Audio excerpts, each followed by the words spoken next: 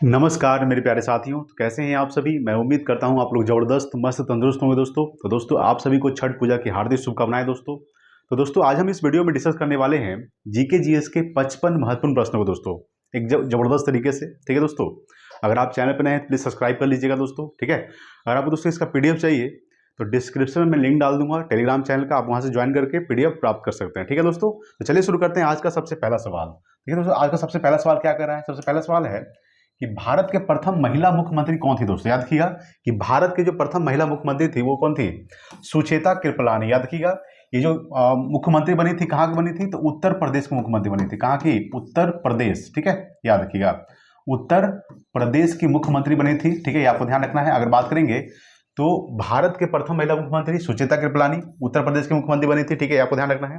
भारत की प्रथम महिला राज्यपाल दोस्तों कौन थी, तो भारत की प्रथम महिला राज्यपाल, याद रखिएगा भारत की प्रथम महिला राज्यपाल। ठीक है, प्रथम महिला राज्यपाल थी, ये आपको ध्यान रखना है। वो कौन थी, तो भारत की प्रथम महिला राज्यपाल थी सरोजिनी नायडू। जो कहाँ की राज्यपाल बनी थी, तो ये भी यूपी की ही बनी थी, यानी उत्तर प्रदेश की। ठीक है, ये आपको ध्यान रखना है। सवाल पूछेगा कि नंदिनी सत्यपथी दोस्तों, याद रखिएगा अगर बात करेंगे कि नंदिनी सत्यपथी जो है ये उड़ीसा की पहली महिला मुख्यमंत्री है। आपको ध्यान रखना है कि उड़ीसा की पहली महिला मुख्यमंत्री कौन है, तो उड़ीसा की पहली महिला मुख्यमंत्री, उड़ीसा की, ठीक है, उड़ीसा की पहली महिला मुख्यमंत्री कौन है, तो पहली महिला जो मुख्यमंत्री हैं वो कौन है दोस्तों, ये आपको ध्यान रखना है। वो है आपका नंदिनी सत्यपथी। ठीक है, नंदिनी सत्यपथी जो है ये उड़ीसा की पहली महिला मुख्यमंत्री है। ठीक है, और सुचेता कृपलानी ये भारत की प्रथम महिला मुख्यमंत्री। ठीक है, उसके बाद भारत की प्रथम महिला राज्यपाल सरोजिनी नायडू। दोस्तों याद रखिएगा कि सरोजिनी नायडू जो है ये भारतीय राष्ट्रीय कांग्रेस की प्रथम भारतीय महिला अध्यक्ष भी बनी है। ये भी आपको ध्यान रखना है कि भारतीय राष्ट्रीय कांग्रेस की, ठीक है, भारतीय राष्ट्रीय कांग्रेस, ठीक है, ये आपको ध्यान रखना है, भारतीय राष्ट्रीय कांग्रेस की प्रथम भारतीय महिला अध्यक्ष, प्रथम भारतीय महिला अध्यक्ष। ठीक है, कौन बनी है वो दोस्तों, आपको ध्यान रखना है वो कौन बनी है, सरोजिनी नायडू। भारतीय राष्ट्रीय कांग्रेस की प्रथम भारतीय महिला अध्यक्ष सरोजिनी नायडू। भारतीय राष्ट्रीय कांग्रेस की प्रथम महिला अध्यक्ष कौन थी, एनी बेसेंट। भारतीय राष्ट्रीय कांग्रेस की प्रथम महिला अध्यक्ष एनी बेसेंट। भारतीय राष्ट्रीय कांग्रेस की प्रथम भारतीय महिला अध्यक्ष सरोजिनी नायडू दोस्तों, जिसका कानपुर अधिवेशन का अध्यक्षता किए थे। जो कानपुर अधिवेशन हुआ था, कानपुर अधिवेशन जिसका अध्यक्षता कौन किए थे, सरोजिनी नायडू किए थे। ये जो कानपुर अधिवेशन हुआ था ये 1925 में हुआ था। कब हुआ था, 1925। ठीक है, ये आपको ध्यान रखना है। कुछ सवाल पूछेगा कि जो शीला दीक्षित है, ठीक है, ये दिल्ली की प्रथम महिला मुख्यमंत्री है। आप सवाल क्या है कि दिल्ली की प्रथम महिला मुख्यमंत्री कौन है, प्रथम महिला मुख्यमंत्री वो दोस्तों शीला दीक्षित। ठीक है, दिल्ली की प्रथम महिला मुख्यमंत्री, ठीक है, कौन है, शीला दीक्षित है। कौन थे, शीला दीक्षित। मायावती के बारे में बात करते हैं दोस्तों, ये क्या थी, तो उत्तर प्रदेश की प्रथम दलित महिला मुख्यमंत्री थी। ठीक है, उत्तर प्रदेश की यानी कि यूपी की प्रथम दलित महिला मुख्यमंत्री, प्रथम दलित महिला मुख्यमंत्री कौन थी, महिला जो मुख्यमंत्री थी ये आपको ध्यान रखना है वो मायावती थी। ठीक है, ये आपको ध्यान रखना है दोस्तों। सवाल क्या था कि भारत के प्रथम महिला मुख्यमंत्री सुचेता कृपलानी दोस्तों उत्तर प्रदेश की बनी थी। ओडिशा की प्रथम महिला मुख्यमंत्री नंदिनी सत्यपथी, मायावती यूपी के प्रथम दलित महिला मुख्यमंत्री। ठीक है, ये आपको ध्यान रखना है। शीला दीक्षित दोस्तों, दिल्ली की प्रथम महिला मुख्यमंत्री कौन थी, शीला दीक्षित। सरोजिनी नायडू के बारे में बात करते हैं तो भारत की प्रथम महिला राज्यपाल कौन थी, सरोजिनी नायडू, यूपी की बनी थी। और भारतीय राष्ट्रीय कांग्रेस की प्रथम भारतीय महिला अध्यक्ष कौन थी, सरोजिनी नायडू, जो कानपुर अधिवेशन का अध्यक्ष था 1925 में हुआ था। ठीक है, ये आपको ध्यान रखना है। चलिए अगला सवाल देखिएगा। ठीक है दोस्तों, चलिए अगला सवाल आपके सामने क्या है, देखिए अगला सवाल आपके सामने कह रहा है कि निम्नलिखित में से किसने तीनों गोलमेज सम्मेलनों में भाग लिए थे, यानी कि 3 गोलमेज सम्मेलन हुआ था। कब कब हुआ था ये आपको ध्यान रखना है। प्रथम जो गोलमेज सम्मेलन हुआ था ये 1930 में हुआ था। कब हुआ था, 1930 में दोस्तों प्रथम गोलमेज सम्मेलन हुआ था। प्रथम गोलमेज सम्मेलन 1930 में। दूसरा जो गोलमेज सम्मेलन हुआ था ये 1931 में हुआ था। और जो तीसरा गोलमेज सम्मेलन हुआ था ये 1932 में हुआ था। कब हुआ था, 1932। ये तीनों गोलमेज सम्मेलन आपको ध्यान रखना, 1930, 1931, 1932। ठीक है, प्रथम गोलमेज सम्मेलन, द्वितीय गोलमेज सम्मेलन, तृतीय गोलमेज सम्मेलन। ठीक है, ये आपको ध्यान रखना है। देखिए तीनों जो गोलमेज सम्मेलन में भाग लिए थे, तीनों गोलमेज सम्मेलन में डॉक्टर भीमराव अम्बेडकर भाग लिए थे। कौन लिए थे, डॉक्टर भीमराव अम्बेडकर। ये आपको ध्यान रखना है कि तीनों गोलमेज सम्मेलन में कौन भाग लिए थे, डॉक्टर भीमराव अम्बेडकर। तीनों जो गोलमेज सम्मेलन हुआ था ये लंदन में हुआ था। कहाँ हुआ था, तीनों जो गोलमेज सम्मेलन हुआ था, तीनों गोलमेज सम्मेलन, ये दोस्तों कहाँ हुआ था, पूछेगा कहाँ हुआ है, तो ये हुआ दोस्तों लंदन में। कहाँ हुआ है, लंदन में तीनों गोलमेज सम्मेलन हुआ, ये आपको ध्यान रखना है। और तीनों गोलमेज सम्मेलन में भाग लिए थे डॉक्टर भीमराव अम्बेडकर, ये आपको ध्यान रखना है दोस्तों। अगर बात करेंगे कि महात्मा गांधी ने कौन से सम्मेलन में भाग लिए थे, तो महात्मा गांधी दूसरे सम्मेलन में भाग लिए थे, द्वितीय सम्मेलन, ठीक है, यानी द्वितीय सम्मेलन, यानी द्वितीय गोलमेज सम्मेलन में कौन भाग लिए थे, तो महात्मा गांधी जो है ये द्वितीय गोलमेज सम्मेलन में भाग लिए थे, ठीक है, ये आपको ध्यान रखना है दोस्तों। तो आपको ध्यान रखना है दोस्तों। सबसे पहले बात करते हैं सरदार वल्लभ भाई पटेल के बारे में, याद रखिएगा। सरदार वल्लभ भाई पटेल क्या कहा जाता है, लौह पुरुष के नाम से जाना जाता है। सरदार वल्लभ भाई पटेल की अगर याद रखिएगा तो 1931 में जो कराची अधिवेशन हुआ था, ठीक है, कराची अधिवेशन, ठीक है, ये आपको ध्यान रखना है। कराची अधिवेशन की अध्यक्षता कौन किए थे, तो कराची अधिवेशन का अध्यक्षता सरदार वल्लभ भाई पटेल किए थे। कराची अधिवेशन कब हुआ था, तो कराची जो अधिवेशन है ये आपको ध्यान रखना है, ये 1931 में हुआ है। कब हुआ है, 1931 में कराची अधिवेशन हुआ था, जिसकी अध्यक्षता सरदार वल्लभ भाई पटेल किए थे, ठीक है, ये भी आपको ध्यान रखना है दोस्तों। देखिए ये आपको ध्यान रखना है कि 1924 में दोस्तों एक हुआ था, 1924 में बेलगांव अधिवेशन हुआ था। कौन सा अधिवेशन, बेलगांव अधिवेशन, जिसकी अध्यक्षता कौन किए थे, महात्मा गांधी, ठीक है, बेलगांव अधिवेशन। तो बेलगांव अधिवेशन के जो अध्यक्षता किए थे वो कौन किए थे, तो महात्मा गांधी किए थे, ये आपको ध्यान रखना है दोस्तों। बेलगांव अधिवेशन, मात्र एक अधिवेशन की अध्यक्षता किए थे महात्मा गांधी, ठीक है, ये आपको ध्यान रखना है। उसके बाद दोस्तों बात करेंगे सुभाष चंद्र बोस, दोस्तों ये आपको ध्यान रखना है। इनका जो जन्म हुआ है, इनका जन्म कहाँ हुआ है, तो दोस्तों उड़ीसा के कटक में हुआ, यानी कि कटक दोस्तों एक शहर है उड़ीसा का, वहीं दोस्तों इनका जन्म हुआ है, ठीक है, उड़ीसा में कटक में। कब हुआ है दोस्तों, तो 23 जनवरी 1897 में हुआ। कब हुआ है, 23 जनवरी 1897 को इनका जन्म हुआ है।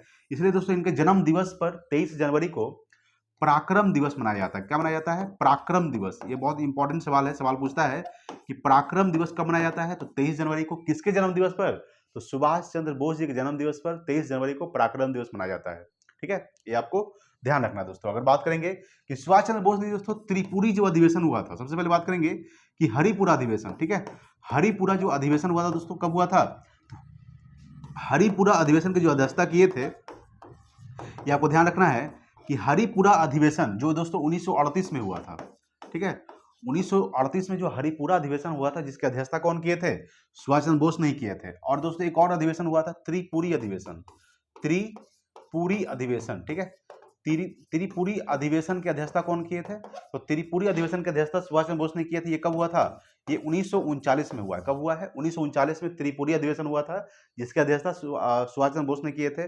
सुभाष चंद्र बोस जी का नारा क्या है दोस्तों, तुम मुझे खून दो मैं तुम्हें आजादी दूंगा। दिल्ली चलो नारा कौन दिए थे, सुभाष चंद्र बोस ने ही दिए थे, ठीक है, ये आपको ध्यान रखना दोस्तों। और सुभाष चंद्र बोस ने दोस्तों, ठीक है, महात्मा गांधी को राष्ट्रपिता कहकर संबोधित किए थे। ये आपको ध्यान रखना है कि सुभाष चंद्र बोस ने ही महात्मा गांधी को राष्ट्रपिता कहकर संबोधित किया था। और महात्मा गांधी को महात्मा किसने कहा था, तो रविंद्रनाथ टैगोर ने कहा था, ठीक है, ये अभी आपको ध्यान रखना है दोस्तों। पंडित जवाहरलाल नेहरू के बारे में बात करते हैं दोस्तों, याद रखिएगा, पंडित जवाहरलाल नेहरू भारत के प्रथम प्रधानमंत्री थे, ठीक है, ये आपको ध्यान रखना है। अच्छा, इसके बारे में एक और याद रखिएगा दोस्तों, सुभाष चंद्र बोस के बारे में, इन्होंने फॉरवर्ड ब्लॉक पार्टी का स्थापना किए थे, फॉरवर्ड ब्लॉक पार्टी, ठीक है, ये आपको ध्यान रखना है कि फॉरवर्ड ब्लॉक पार्टी का जो स्थापना किए थे, कब किए थे, ये 1939 में हुआ था। कब हुआ था, 1939 में फॉरवर्ड ब्लॉक पार्टी का स्थापना किए थे सुभाष चंद्र बोस। अच्छा, पंडित जवाहरलाल नेहरू के बारे में बात करेंगे तो इन्होंने लाहौर अधिवेशन की अध्यक्षता किए थे दोस्तों, ठीक है, लाहौर अधिवेशन, लाहौर अधिवेशन, ये आपको ध्यान रखना है कि लाहौर अधिवेशन जो हुआ था ये 1929 में हुआ था। कब हुआ था, 1929 में लाहौर अधिवेशन हुआ था, जिसका अध्यक्षता पंडित जवाहरलाल नेहरू ने किए थे। अच्छा, उद्देश्य प्रस्ताव भी प्रस्तुत किए थे, ये आपको ध्यान रखना है कि संविधान सभा में उद्देश्य प्रस्ताव किसने प्रस्तुत किया था, तो पंडित जवाहरलाल नेहरू ने किए थे। कब, ये आपको ध्यान रखना है, 13 दिसंबर 1946 को, 13 दिसंबर 1946 को संविधान सभा में उद्देश्य प्रस्ताव प्रस्तुत किए थे पंडित जवाहरलाल नेहरू, ठीक है, ये भी आपको दोस्तों ध्यान रखना है। तो निम्नलिखित में से किसने तीनों गोलमेज सम्मेलन में भाग लिए थे, तो डॉक्टर भीमराव अम्बेडकर जो थे ये तीनों गोलमेज सम्मेलन में भाग लिए थे। प्रथम गोलमेज सम्मेलन 1930 में हुआ था, द्वितीय गोलमेज 1931 और तृतीय जो हुआ था 1932, ठीक है। डांडी यात्रा दोस्तों कब हुआ था, 12 मार्च 1930 को प्रारंभ हुआ था डांडी यात्रा, ये भी आपको ध्यान रखना है। जो तीनों डेट है बहुत इंपॉर्टेंट है, ठीक है, तीनों डेट बहुत इंपॉर्टेंट है। देखिए क्या कैसे इंपॉर्टेंट है, देखिएगा 12 मार्च 1930 को दोस्तों डांडी यात्रा शुरू हुआ था, 6 अप्रैल 1930 को डांडी यात्रा समाप्त हो गया था, ठीक है, 1930 में, ये आपको ध्यान रखना है दोस्तों। उसके बाद बात करेंगे 1931 में दोस्तों, 1931 में 23 मार्च 1931 को, ठीक है, 23 मार्च 1931 को क्या हुआ था, भगत सिंह, सुखदेव और राजगुरु को फांसी दिया गया था 23 मार्च 1931 को। और 5 फरवरी 1922 को वो तो चौरी कांड हुआ था, ठीक है। गांधी इरविन समझौता जो हुआ था ठीक है, आपको ध्यान रखना 1931 में ही हुआ था। ठीक है, 5 मार्च 1931 को गांधी इरविन समझौता हुआ था। 1932 में दोस्तों पूना पैक्ट हुआ था। 1932 में क्या हुआ था? पूना पैक्ट। किसके बीच? महात्मा गांधी और डॉक्टर भीमराव अम्बेडकर के बीच। तो तीनों डेट बहुत इंपॉर्टेंट है, इसलिए डेट आपको याद रखना है दोस्तों। ठीक है, चलिए अगला सवाल लिखते हैं। 3 नंबर सवाल देखिएगा। देखिए दोस्तों, 3 नंबर सवाल आपके सामने क्या कर रहा है कि भारत की राजकोषीय नीति किसके द्वारा प्रतिपादित की जाती है दोस्तों? तो ये वित्त मंत्रालय द्वारा की जाती है। किसके द्वारा? वित्त मंत्रालय के द्वारा। ठीक है, भारत की जो राजकोषीय नीति है ये किसके द्वारा प्रतिपादित की जाती है? तो वित्त मंत्रालय। सबसे पहले बात करेंगे भारतीय रिजर्व बैंक के बारे में, याद रखिएगा। यानी आरबीआई का स्थापना कब किया गया था? इसका स्थापना हुआ था, आपको ध्यान रखना है, इसका स्थापना कब हुआ था? तो 1 अप्रैल, ठीक है, याद रखिएगा, 1 अप्रैल 1935 को उसका स्थापना हुआ था आरबीआई का। आरबीआई का राष्ट्रीयकरण कब किया गया था दोस्तों? तो इसका जो राष्ट्रीयकरण किया गया है, आपको ध्यान रखना है, राष्ट्रीयकरण, ठीक है, कब किया गया है? तो 1949 में आरबीआई का राष्ट्रीयकरण किया गया। ठीक है, आरबीआई के प्रथम गवर्नर कौन थे दोस्तों? याद रखिएगा, आरबीआई के प्रथम गवर्नर, आरबीआई के प्रथम गवर्नर दोस्तों कौन थे? ऑसबॉर्न स्मिथ थे गवर्नर। ठीक है, कौन थे? Osborne Smith. ठीक है, स्मिथ, ये आपको ध्यान रखना दोस्तों। ऑसबॉर्न स्मिथ जो थे, स्मिथ, ठीक है, स्मिथ, याद रखिएगा। ऑसबॉर्न स्मिथ क्या थे? स्मिथ आरबीआई के प्रथम गवर्नर ऑसबॉर्न स्मिथ थे, याद रखिएगा। याद रखिएगा दोस्तों, आरबीआई के प्रथम भारतीय गवर्नर कौन थे? तो आरबीआई के प्रथम भारतीय गवर्नर पूछेगा तो कौन थे? सीडी देशमुख। प्रथम भारतीय गवर्नर पूछेगा दोस्तों कौन है? तो प्रथम जो भारतीय गवर्नर थे सीडी देशमुख। कौन थे?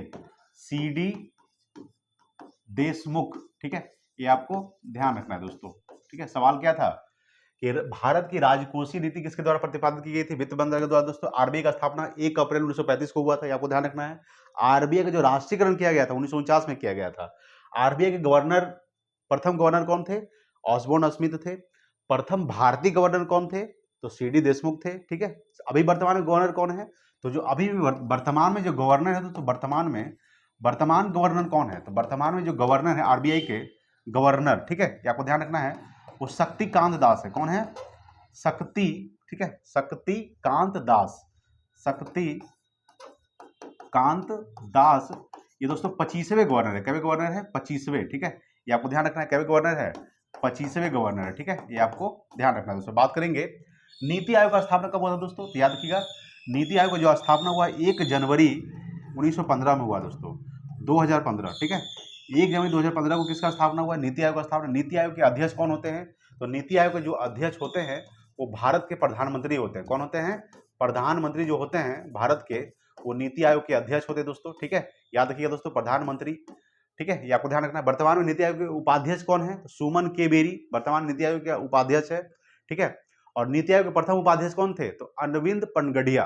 ठीक है, याद रखिएगा, अरविंद जो पनगड़िया थे वो नीति आयोग के प्रथम उपाध्यक्ष थे। और वर्तमान में जो अध्यक्ष है नीति आयोग के, वर्तमान में उपाध्यक्ष, ठीक है, वर्तमान में जो उपाध्यक्ष नीति आयोग के, ये आपको ध्यान रखना है, उपाध्यक्ष कौन है? तो सुमन के बेरी है। कौन है? सुमन के बेरी, ये आपको ध्यान रखना है।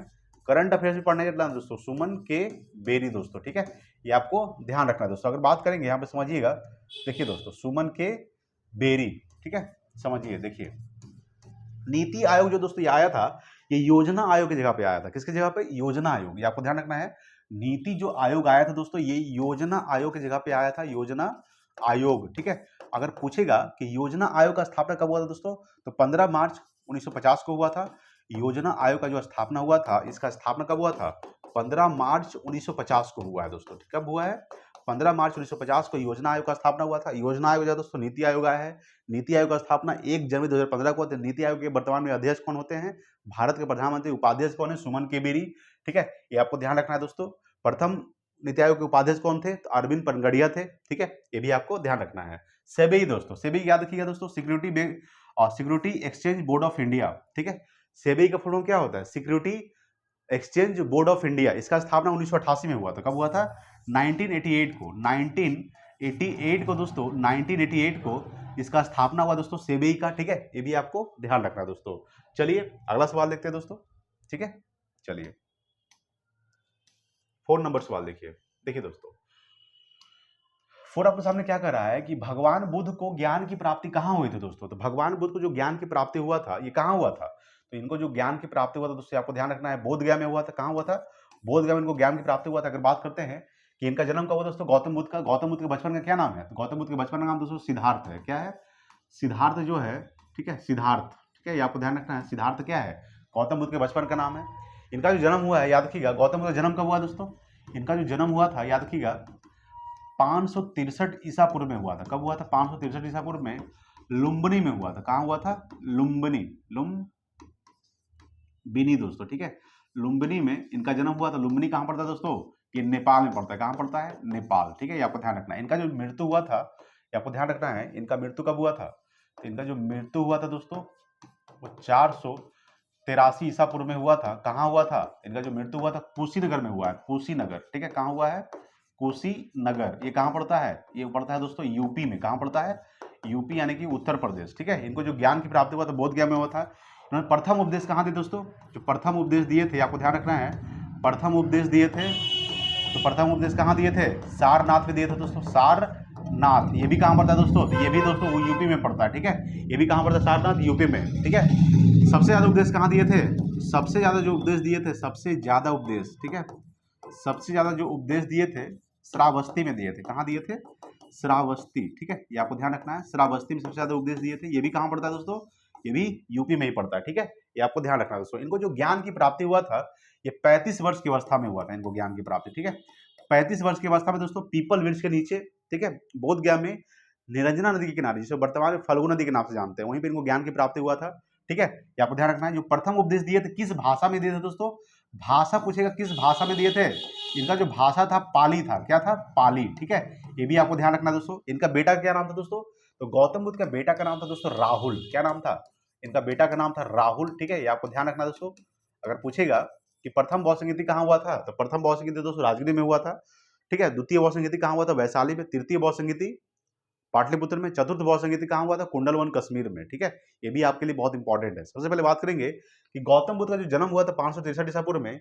देखिए इनको जब इन्होंने 29 वर्ष की अवस्था में ग्रीक को त्याग कर दिए थे, 29 वर्ष की अवस्था में ग्रीक त्याग कर दिए थे दोस्तों, किस लिए?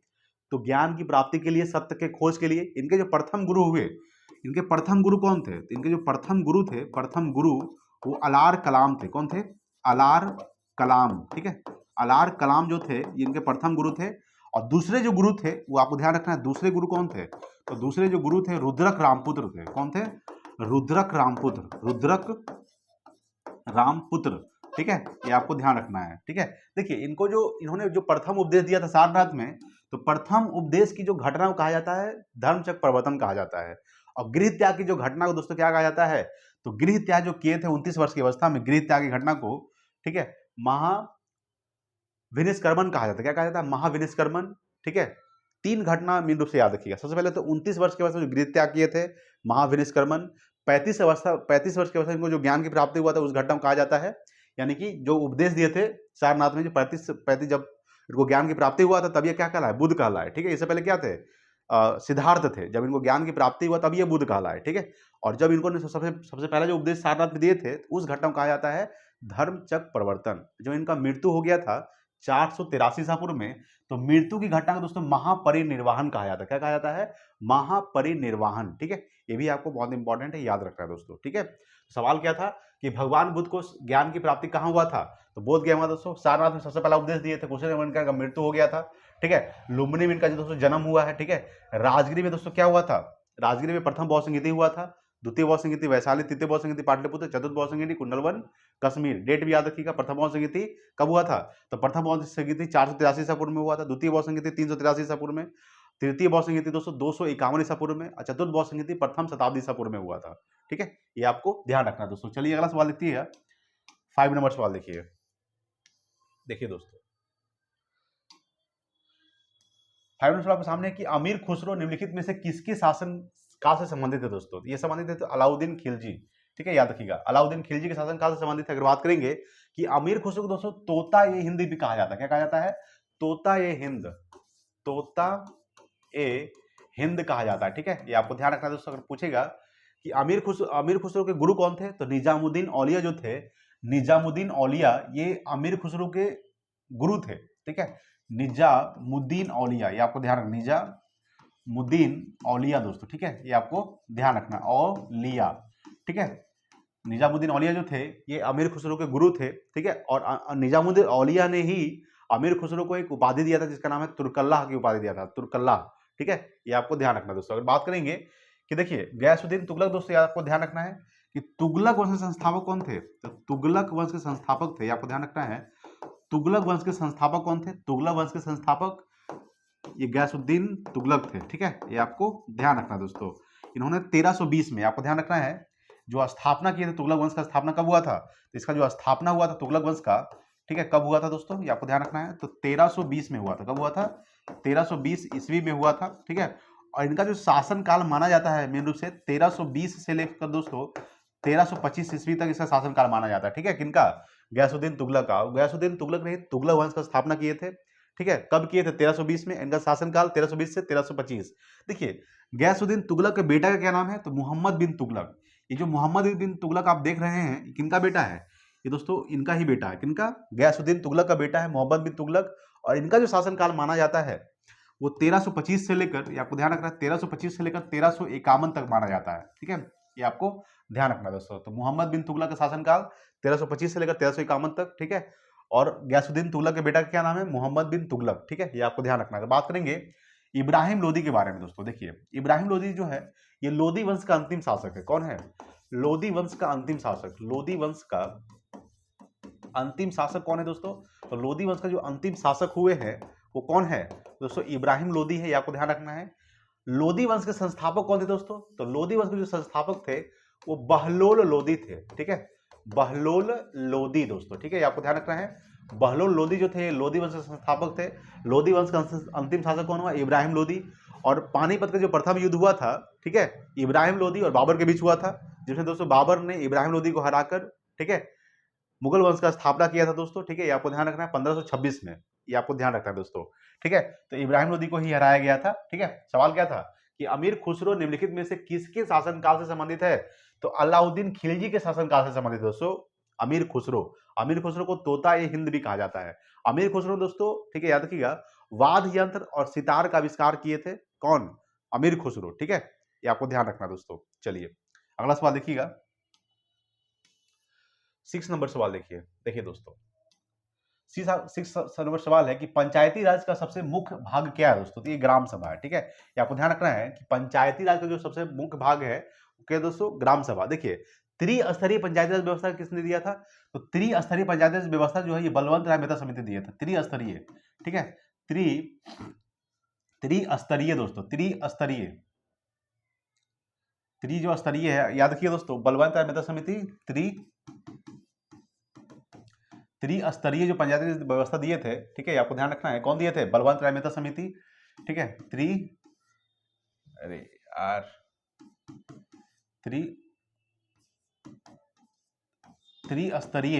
पंचायती राज, ठीक है, पंचायती राज, ठीक है दोस्तों। त्रिस्तरीय पंचायती जो व्यवस्था दिए थे, कौन दिए थे, बलवंत राय मेहता समिति, याद रखिएगा, बलवंत दोस्तों, हिंदी थोड़ा सा मिस्टेक हो सकता है दोस्तों, ठीक है, कोई बात नहीं, हम हिंदी के टीचर नहीं है, थोड़ा सा मैनेज कर लीजिएगा। हम बोल रहे हैं दोस्तों त्रिस्तरीय, ठीक है, त्रिस्तरीय जो पंचायती व्यवस्था दिए थे वो कौन दिए थे, बलवंत राय मेहता समिति दोस्तों, कौन दिए थे, मेहता समिति, ठीक है, ये आपको ध्यान रखना दोस्तों। अगर बात करेंगे कि द्विस्तरीय कौन दिए थे दोस्तों, तो अशोक मेहता समिति जो थे वो द्विस्तरीय दिए थे, आपको ध्यान रखना है, यानी अशोक मेहता समिति, आपको ध्यान रखना है दोस्तों, अशोक मेहता जो समिति थे, अशोक मेहता समिति, अशोक मेहता समिति, ठीक है दोस्तों, ये क्या दिए थे, तो द्विस्तरीय पंचायती राज व्यवस्था, ये आपको ध्यान रखना है, द्विस्तरीय पंचायती राज व्यवस्था, यानी द्विस्तरीय पंचायती राज व्यवस्था जो दिए थे, आपको ध्यान रखना है, ये कौन दिए थे, ये दिए थे अशोक मेहता समिति जो दिए थे द्विस्तरीय पंचायती राज व्यवस्था, और बलवंत राय मेहता समिति दोस्तों त्रिस्तरीय पंचायती राज व्यवस्था दिए थे, ठीक है, आपको ध्यान रखना। पूछेगा कि पंचायती राज का जो उल्लेख किया गया किस अनुसूची में किया गया है, तो पंचायती राज का जो उल्लेख किया गया दोस्तों 11वीं अनुसूची में किया गया, 11वीं अनुसूची दोस्तों, ठीक है, ये आपको ध्यान रखना है, यानी 11वीं अनुसूची में पंचायती राज का उल्लेख किया गया दोस्तों। सबसे पहले बात करेंगे कि पंचायती राज सबसे पहले कहाँ लागू किया गया था, तो पंचायती राज जो सबसे पहले लागू किया गया था, पंचायती राज, ये आपको ध्यान रखना है, पंचायती राज जो सबसे पहले लागू किया गया था ये कहाँ किया गया, तो सबसे पहले किया गया था राजस्थान के नागौर जिला में, ठीक है, राजस्थान के नागौर जिला में, ठीक है, ये आपको ध्यान रखना है, राजस्थान के नागौर जिला, ठीक है दोस्तों, राजस्थान के नागौर जिला में सबसे पहले पंचायती राज शुरू किया गया था दोस्तों। कब किया गया था? तो दोस्तों ये किया गया था 1959, यानी कि 2 अक्टूबर 1959 में सबसे पहले राजस्थान के नागौर जिला में पंचायती राज शुरू किया गया था। पंचायती राज का जो उल्लेख दोस्तों कहाँ किया गया है? 11वीं अनुसूची में पंचायती राज का उल्लेख किया गया दोस्तों। सवाल क्या था कि पंचायती राज का सबसे पुराना भाग क्या है? ग्राम सभा। पंचायती राज के 3 अंग होते हैं, कौन कौन सा? सबसे पहले बात करेंगे तो ग्राम सभा तो होता ही है दोस्तों, इसके बाद दोस्तों पंचायत समिति होता है। क्या होता है? पंचायत समिति होता है। क्या होता है? पंचायत समिति, ठीक है, ये आपको ध्यान। उसका दोस्तों क्या होता है? जिला परिषद होता है। क्या होता है? जिला परिषद दोस्तों, ठीक है, ये आपको ध्यान रखना है दोस्तों। सबसे पहले क्या होता है? तो ग्राम सभा, पंचायत समिति, जिला परिषद, ठीक है, यानी पंचायती राज के 3 अंग होते हैं, ठीक है, ये आपको ध्यान रखना है। सबसे जो महत्वपूर्ण अंग होता है वो होता है ग्राम सभा। सबसे महत्वपूर्ण अंग क्या होता है? ग्राम सभा होता है, ठीक है, ये आपको ध्यान रखना। सबसे पहले पंचायती राज को दर्जा किस संविधान संशोधन के तहत दिया गया था? तो पंचायती राज को जो दर्जा दिया गया था, आपको ध्यान रखना है, ठीक है, ये आपको ध्यान रखना है दोस्तों, 72वां संविधान संशोधन 1993 के द्वारा। 72वां संविधान संशोधन यानी कि कॉन्स्टिट्यूशन अमेंडमेंट, ठीक है, ये आपको ध्यान रखना। सीए का मतलब क्या होता है? कॉन्स्टिट्यूशन अमेंडमेंट, ठीक है, याद रखिएगा, यानी कि संविधान संशोधन, यानी कि 72वां संविधान संशोधन जो है, ये आपको ध्यान रखना है। 72वां संविधान संशोधन 1993 के द्वारा। कब हुआ था ये? 1993 में हुआ था। 72वां संविधान संशोधन 1993 के द्वारा पंचायती राज को संवैधानिक दर्जा दिया गया था। क्या दिया गया था? संवैधानिक दर्जा, ठीक है, संवैधानिक दर्जा दिया गया, ठीक है, ये आपको ध्यान रखना है दोस्तों। संवैधानिक दर्जा दिया गया किस संविधान संशोधन के द्वारा पंचायती राज को संवैधानिक दर्जा दिया गया? तो 72वां संविधान संशोधन 1993 के द्वारा पंचायती राज को संवैधानिक दर्जा दिया गया दोस्तों, ठीक है, ये आपको ध्यान रखना है। देखिए 11वीं अनुसूची में दोस्तों कितने विषय हैं दोस्तों, याद रखिएगा। तो 11वीं अनुसूची में टोटल दोस्तों 29 विषय हैं। कितने विषय हैं? 29 विषय हैं, ठीक है, ये आपको ध्यान रखना। अगर पूछेगा कि 12वीं अनुसूची में क्या है, तो 12वीं अनुसूची में दोस्तों नगर पालिका है। क्या है? 12वीं अनुसूची में दोस्तों नगर पालिका, ये आपको ध्यान रखना है। क्या है?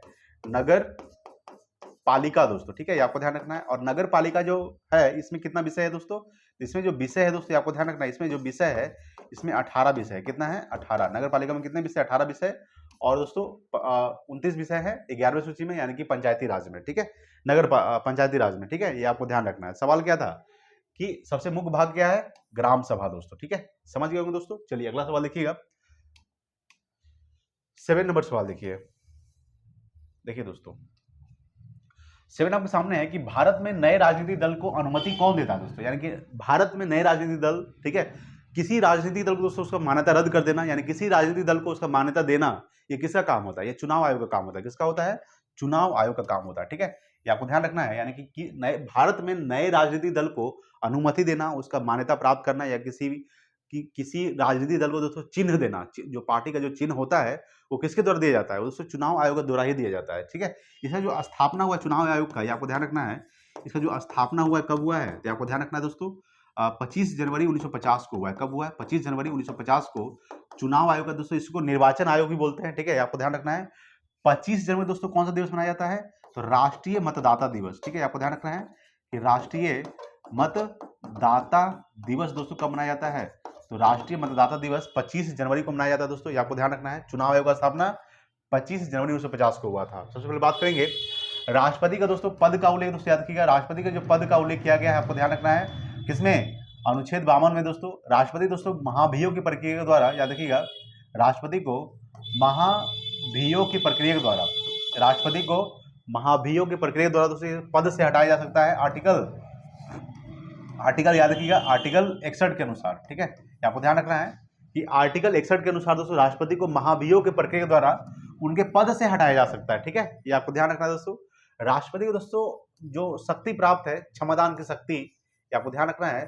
क्षमादान की जो शक्ति प्राप्त है, क्षमादान की शक्ति 21 अनुच्छेद के तहत, याद रखिए दोस्तों, आपको ध्यान रखना है किस अनुच्छेद के तहत दोस्तों? तो क्षमादान की जो शक्ति प्राप्त है, अनुच्छेद 72, याद रखिएगा, आर्टिकल 72 के तहत राष्ट्रपति को क्षमादान की शक्ति प्राप्त है, यानी किसी को भी क्षमा कर सकता है, किसी को सजा का कम कर सकता है दोस्तों, किसी भी अपराधी को, ठीक है, ये आपको ध्यान रखना है दोस्तों।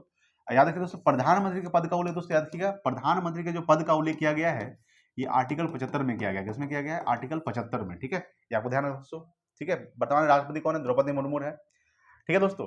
तो भारत में नए राजनीतिक दल को अनुमति कौन देता है? ये चुनाव आयोग। अच्छा, उच्चतम न्यायालय का जो उल्लेख किया गया है अनुच्छेद 124 में किया गया है, ठीक है। आर्टिकल 124 में, ये आपको ध्यान रखना है, आर्टिकल 124 में किसका उल्लेख किया गया है? तो उच्चतम न्यायालय का उल्लेख आर्टिकल 124 में किया गया है, ठीक है। चलिए अगला सवाल देखेंगे, 8 नंबर सवाल देखिएगा दोस्तों। देखिए 8 नंबर सवाल के सामने है कि निम्नलिखित में से किस विटामिन की कमी से रिकेट्स नामक रोग होता है दोस्तों? रिकेट्स, ठीक है, ये आपको ध्यान रखना है। सबसे पहले बात करेंगे कि विटामिन का खोज किसने किया था दोस्तों? तो फंक ने किया था 1911 में, ठीक है, याद रखिएगा। फंक ने 1911 में दोस्तों, याद रखिएगा, 1911 में विटामिन का खोज किया था फंक, ठीक है, ये आपको ध्यान रखना है। देखिए रिकेट्स जो रोग होता है दोस्तों, ये विटामिन डी की कमी से होता है। क्या होता है? यानी विटामिन डी की कमी से दोस्तों कौन सा रोग होता है? रिकेट्स। विटामिन डी का जो रासायनिक नाम होता है, याद रखिएगा। सबसे बात करें विटामिन ए के बारे में, समझिए दोस्तों, विटामिन ए की कमी से कौन सा रोग होता है? ठीक है दोस्तों, कमी से कौन सा रोग होता है दोस्तों? याद रखिएगा, इसमें जो कमी से रोग होता है, ये आपको ध्यान रखना है। कमी से जो रोग होता है दोस्तों, क्या होता है? रतौंधी होता है, ठीक है, रतौंधी, ठीक है, ये आपको ध्यान रखना है दोस्तों। विटामिन ए का रासायनिक नाम क्या है दोस्तों? याद रखिएगा, जो रासायनिक नाम है आपको ध्यान रखना है, रासायनिक नाम याद रखिएगा दोस्तों, क्या है? रेटिनॉल है। क्या है? रेटिनॉल दोस्तों, ठीक है, ये आपको ध्यान रखना है दोस्तों। बात करेंगे विटामिन ए का सर्वोत्तम स्रोत क्या है दोस्तों? तो सर्वोत्तम जो स्रोत है, ये आपको ध्यान रखना है, सर्वोत्तम स्रोत क्या है दोस्तों? गाजर। क्या है? गाजर, ये आपको ध्यान रखना है। विटामिन ए का सर्वोत्तम स्रोत क्या है? गाजर है, ठीक है, ये आपको ध्यान रखना है दोस्तों। अगर बात करेंगे विटामिन बी वन या फिर विटामिन बी2, समझिएगा यहाँ पे अगर विटामिन बी1 कर देते हैं तो विटामिन बी1 का जो रासायनिक नाम होता है वो थायमिन होता है। क्या होता है? विटामिन बी1 का रासायनिक नाम थायमिन होता है। विटामिन बी1 की कमी से दोस्तों कौन सा रोग होता है? तो इसका जो कमी से रोग होता है, आपको ध्यान रखना है, रोग जो होता है ये दोस्तों बेरी बेरी होता है। क्या होता है? बेरी बेरी, ठीक है, ये आपको ध्यान रखना है। विटामिन बी1 कमी से बेरी बेरी रोग होता है दोस्तों, याद रखिएगा। विटामिन सी का कमी से कौन सा रोग होता है दोस्तों? तो विटामिन सी की कमी से जो रोग होता है, आपको ध्यान रखना है, विटामिन सी की कमी से दोस्तों कौन सा रोग होता है? स्कर्वी रोग होता है। क्या होता है? स्कर्वी, यानी कि मसूड़ों से खून निकलना, ठीक है, मसूड़ों से खून निकलना, मसूड़ों से खून निकलना दोस्तों, ठीक है, ये क्या होता है? ये विटामिन सी की कमी से होता है, ठीक है, ये आपको ध्यान रखना है। विटामिन सी का रासायनिक नाम क्या होता है? तो विटामिन सी का जो रासायनिक नाम होता है एस्कॉर्बिक एसिड होता है। क्या होता है? एस्कॉर्बिक एसिड दोस्तों, ठीक है, ये आपको ध्यान रखना दोस्तों। अगर बात करेंगे यहाँ पे समझिएगा, ठीक है दोस्तों, विटामिन डी का रासायनिक नाम क्या होता है दोस्तों? आपको ध्यान रखना है, कैल्सीफिरोल होता है, कैल्सीफिरोल, ठीक है, कैल्सीफिरोल जो होता है ये विटामिन डी का रासायनिक नाम होता है। विटामिन डी की कमी से कौन सा रोग होता है? रिकेट्स होता है दोस्तों। तो विटामिन ई की कमी से कौन सा रोग होता है? तो विटामिन ई की कमी से जो रोग होता है, आपको ध्यान रखना है दोस्तों, बांझपन होता है। क्या होता है? बांझपन, ठीक है, जो महिलाओं में होता है दोस्तों। किसमें होता है? महिला, ठीक है, जो बांझपन होता है दोस्तों ये महिलाओं में ही होगा, ठीक है, ये आपको ध्यान रखना है। बांझपन किसमें होता है? महिलाओं में, ठीक है। चलिए आगे बात करेंगे दोस्तों, विटामिन ई की कमी से कौन सा रोग होता है? बांझपन। विटामिन ई का रासायनिक नाम क्या होता है? तो टेकोफिरोल होता है, टेकोफिरोल, ठीक है, ये आपको ध्यान रखना है दोस्तों। सबसे पहले बात करेंगे, यहाँ पर समझिएगा, विटामिन की खोज फंक ने किया था 1911 में। विटामिन का रासायनिक नाम रेटिनॉल होता है। विटामिन ए की कमी से रतौंधी होता है दोस्तों, ठीक है। विटामिन बी1 का रासायनिक नाम थायमिन होता है। विटामिन बी1 की कमी से बेरी बेरी रोग होता है। विटामिन सी का रासायनिक नाम क्या होता है? तो विटामिन सी का रासायनिक नाम होता है एस्कॉर्बिक एसिड। विटामिन सी की कमी से स्कर्वी होता है, मसूड़ों से खून निकलना, ठीक है। विटामिन डी का रासायनिक नाम कैल्सीफिरोल। विटामिन डी की कमी से कौन सा रोग होता है? रिकेट्स होता है दोस्तों, बच्चों में होता है। किसमें होता है? रिकेट्स, बच्चों में, ठीक है। विटामिन ई का रासायनिक नाम क्या होता है? टेकोफिरोल। विटामिन ई की कमी से कौन सा रोग होता है? बांझपन महिलाओं में होता है। विटामिन का सर्वोत्तम स्रोत क्या है दोस्तों? गाजर। विटामिन सी का सर्वोत्तम स्रोत क्या है? इसका दोस्तों सर्वोत्तम स्रोत आंवला है। क्या है? आंवला, ठीक है, याद रखिएगा दोस्तों। जल में घुलनशील विटामिन कौन कौन सा है दोस्तों? याद रखिएगा, जल में घुलनशील विटामिन, यानी कि पानी में घुलनशील दोस्तों, यानी पानी में घुलनशील विटामिन कौन कौन सा है? तो घुलनशील जो विटामिन है ये बी और सी है दोस्तों। कौन है? पानी में घुलनशील विटामिन कौन कौन सा है? बी और सी, बी और सी है दोस्तों, ठीक है, पानी में घुलनशील विटामिन बी और सी। और दोस्तों यहाँ पे देखिएगा, वसा में घुलनशील विटामिन दोस्तों, वसा में जो घुलनशील होता है, वसा में याद रखिए कौन कौन से विटामिन घुलनशील है वसा में? ए, डी, ई, के, ठीक है, यानी वसा में घुलनशील विटामिन ए, डी, ई, के। जल में घुलनशील विटामिन बी और सी, ठीक है, ये आपको ध्यान रखना है। हम तो यहाँ पे बात कर लिए ए के बारे में, डी के बारे में बात कर लिए, ई के बारे में बात कर लिए, के बारे में अगर बात करेंगे तो विटामिन के का रासायनिक नाम फिलोक्विनोन होता है। विटामिन के कमी से दोस्तों रक्त का थक्का न जमना, विटामिन के कमी से, ठीक है, ये आपको ध्यान रखना दोस्तों। चलिए अगला सवाल देखिएगा, 9 नंबर सवाल दोस्तों, ठीक है। देखिए दोस्तों 9 नंबर सवाल क्या है आपके सामने? 9 आपके सामने है कि कौन सा अम्ल हमारे शरीर में पाचन क्रिया में सहायक होता है दोस्तों? तो हाइड्रोक्लोरिक अम्ल, ठीक है। HCl जो होता है, HCl ये क्या होता है? HCl क्या करता है दोस्तों? HCl जो होता है ये हमारे हमारे शरीर में पाचन क्रिया में दोस्तों क्या करता है, सहायता करता है दोस्तों। अगर पूछेगा सल्फ्यूरिक अम्ल दोस्तों का सूत्र क्या होता है, H2SO4 होता है, H2SO4। इस कार के बैटरी में जो प्रयोग किया जाता है सल्फ्यूरिक अम्ल का प्रयोग किया जाता है। फॉर्मिक अम्ल दोस्तों याद रखिएगा, चींटी के डंक में दोस्तों, चींटी, ठीक है दोस्तों, चींटी के डंक में क्या होता है, फॉर्मिक अम्ल होता है, ये आपको ध्यान रखना है, ठीक है। एसिटिक अम्ल दोस्तों सिरका में पाया जाता है, याद रखिएगा, सिरका में कौन सा अम्ल पाया जाता है, सिरका में एसिटिक अम्ल पाया जाता है दोस्तों। एसिड का सूत्र क्या होता है, तो एसिटिक एसिड का जो सूत्र होता है CH3COOH होता है। क्या होता है, CH3COOH, ये एसिटिक एसिड का रासायनिक सूत्र होता है। लैक्टिक एसिड दोस्तों याद रखिएगा, लैक्टिक अम्ल किसमें पाया जाता है, यानी दूध में, यानी खट्टे दूध में, ठीक है, दूध में नहीं बल्कि खट्टे दूध में दोस्तों लैक्टिक एसिड पाया जाता है, आपको ध्यान रखना है। और दोस्तों दही में, ठीक है, दही में, खट्टे दूध में दोस्तों लैक्टिक एसिड पाया जाता है, ठीक है। तो कौन सा अम्ल हमारे शरीर में पाचन क्रिया में सहायक होता है दोस्तों, हाइड्रोक्लोरिक अम्ल होता है दोस्तों। जैसे कि हम जो खाना खाना शुरू करते हैं, खाना खाते दोस्तों, सबसे पहले पाचन कहाँ से शुरू होता है, पाचन दोस्तों मुख से होता है, यानी मुंह से, मुख गुहा से।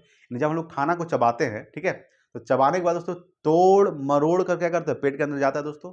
उसके बाद दोस्तों वो अमाशय में जाता है, कहाँ जाता है, अमाशय में, ठीक है। और अमाशय जो मेन रूप से दोस्तों वो प्रोटीन का पाचन करता है, क्या करता है, प्रोटीन का पाचन दोस्तों ज्यादा करता है अमाशय, ठीक है। ये आपको ध्यान, जैसे कि रेनिन हो गया, पेप्सिन हो गया, ठीक है। उसके बाद याद रखिएगा दोस्तों, अमाशय के बाद खाना जो है वो छोटी आंत में जाता है, और छोटी आंत में दोस्तों यानी पूर्ण रूप से जो पाचन है वो छोटी आंत में होता है, ठीक है।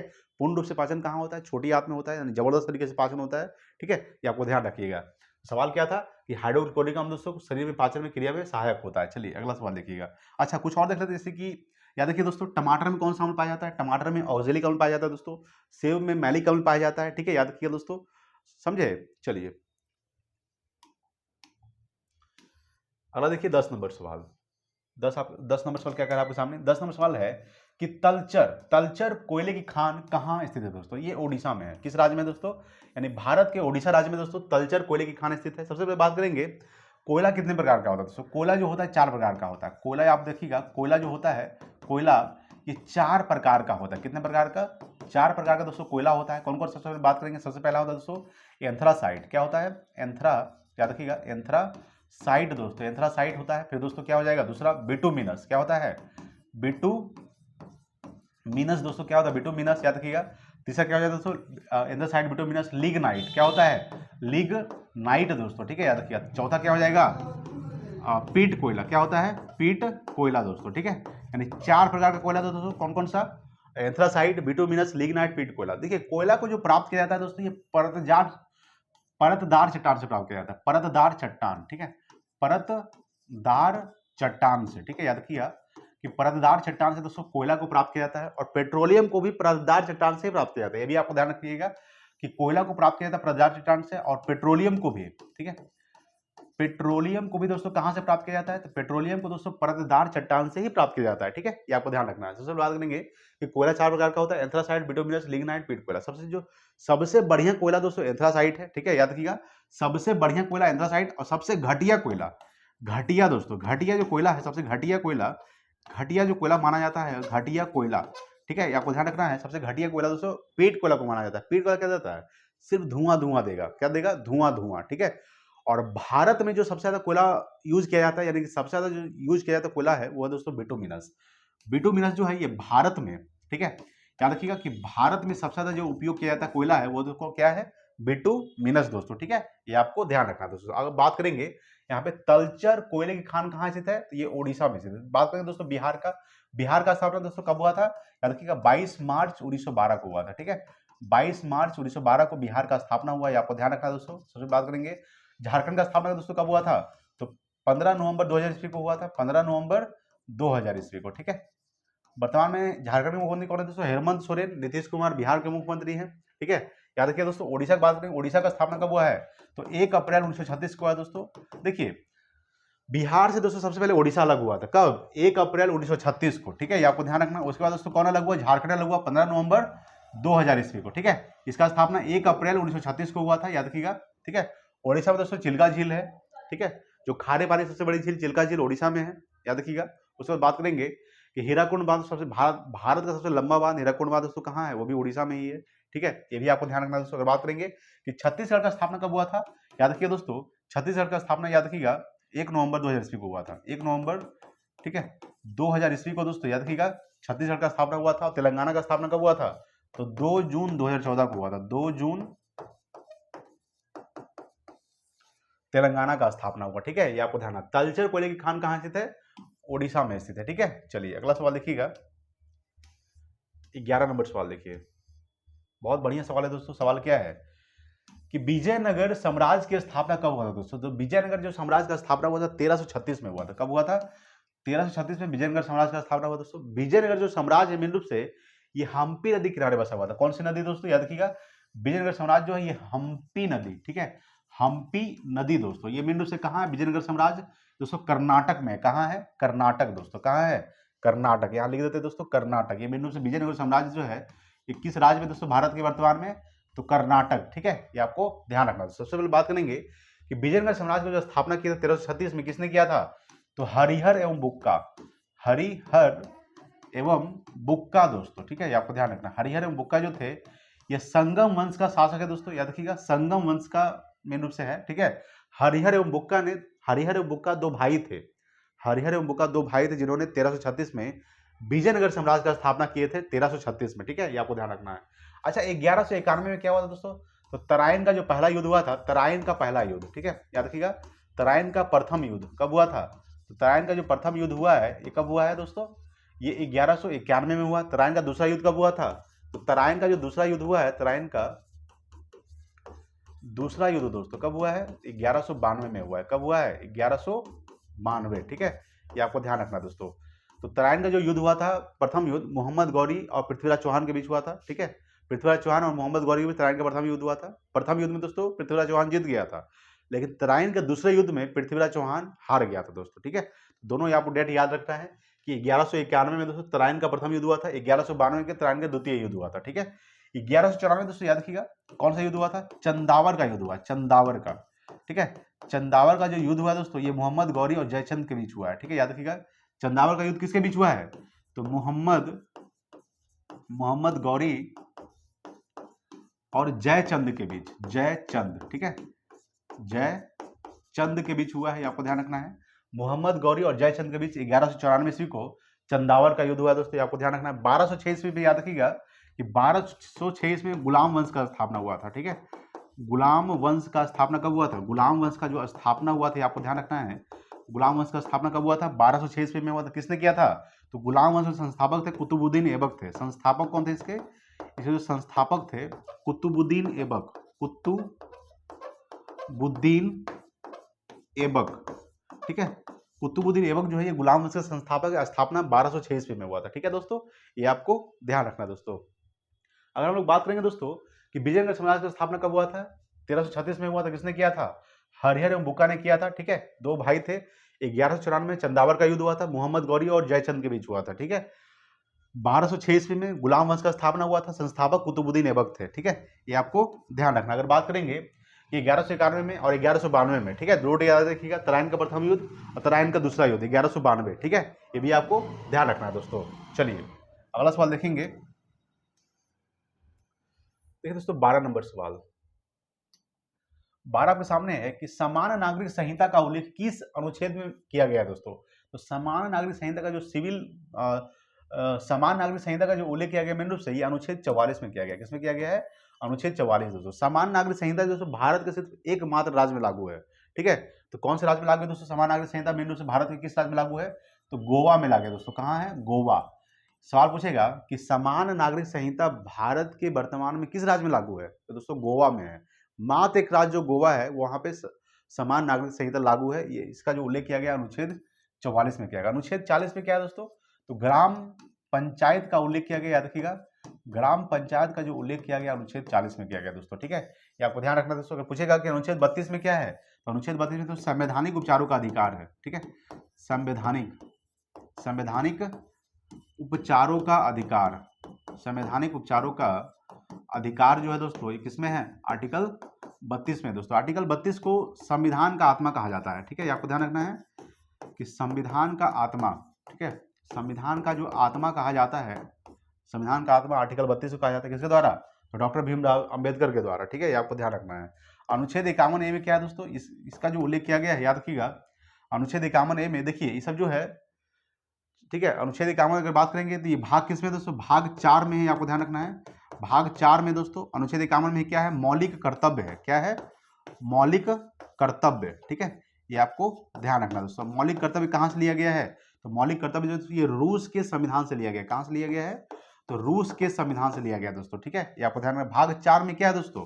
तो भाग 4 में नीति निर्देशक तत्व, ठीक है, याद रखिएगा, नीति निर्देशक तत्व दोस्तों, ठीक है। नीति निर्देशक तत्व जो है ये किसमें है? नीति निर्देशक तत्व भाग 4 में दोस्तों अनुच्छेद कहां से कहां तक?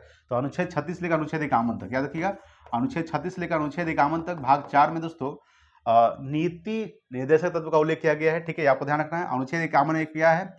मौलिक कर्तव्य दोस्तों। वर्तमान में कितने मौलिक कर्तव्य है? तो वर्तमान जो मौलिक कर्तव्य है, याद रखिएगा, 11 मौलिक कर्तव्य। कितना है वर्तमान में मौलिक कर्तव्य? कितना है? तो वर्तमान में दोस्तों 11 मौलिक कर्तव्य है, आपको ध्यान रखना दोस्तों, ठीक है। अच्छा, 11वां जो मौलिक कर्तव्य जोड़ा गया था, ठीक है, तो 86वां संविधान संशोधन 2002 के द्वारा, 86वां संविधान संशोधन 2002 के द्वारा दोस्तों 11 मौलिक कर्तव्य जोड़ा गया था, ठीक है, ये आपको ध्यान रखना है दोस्तों, ठीक है। सवाल क्या था कि समान नागरिक संहिता का उल्लेख किस अनुच्छेद में किया गया है? तो अनुच्छेद 44 में है दोस्तों, ठीक है।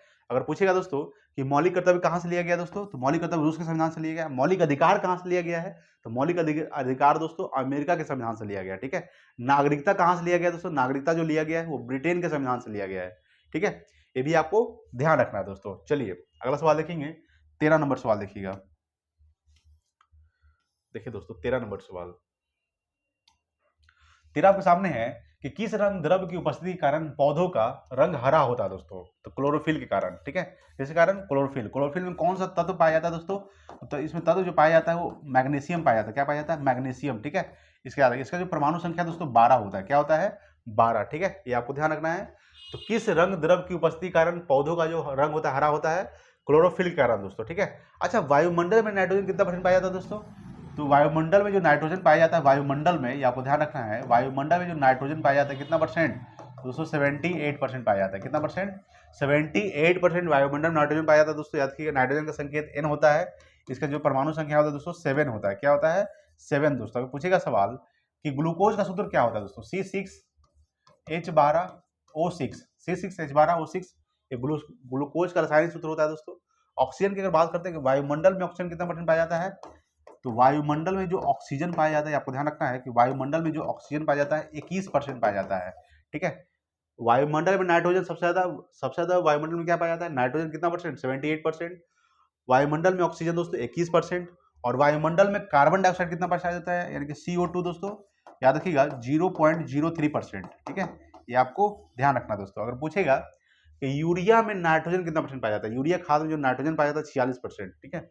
यूरिया खाद में जो नाइट्रोजन पाया जाता है, यूरिया खाद में दोस्तों नाइट्रोजन जो पाया जाता है, नाइट्रोजन कितना % दोस्तों? 46% पाया जाता है। कितना %?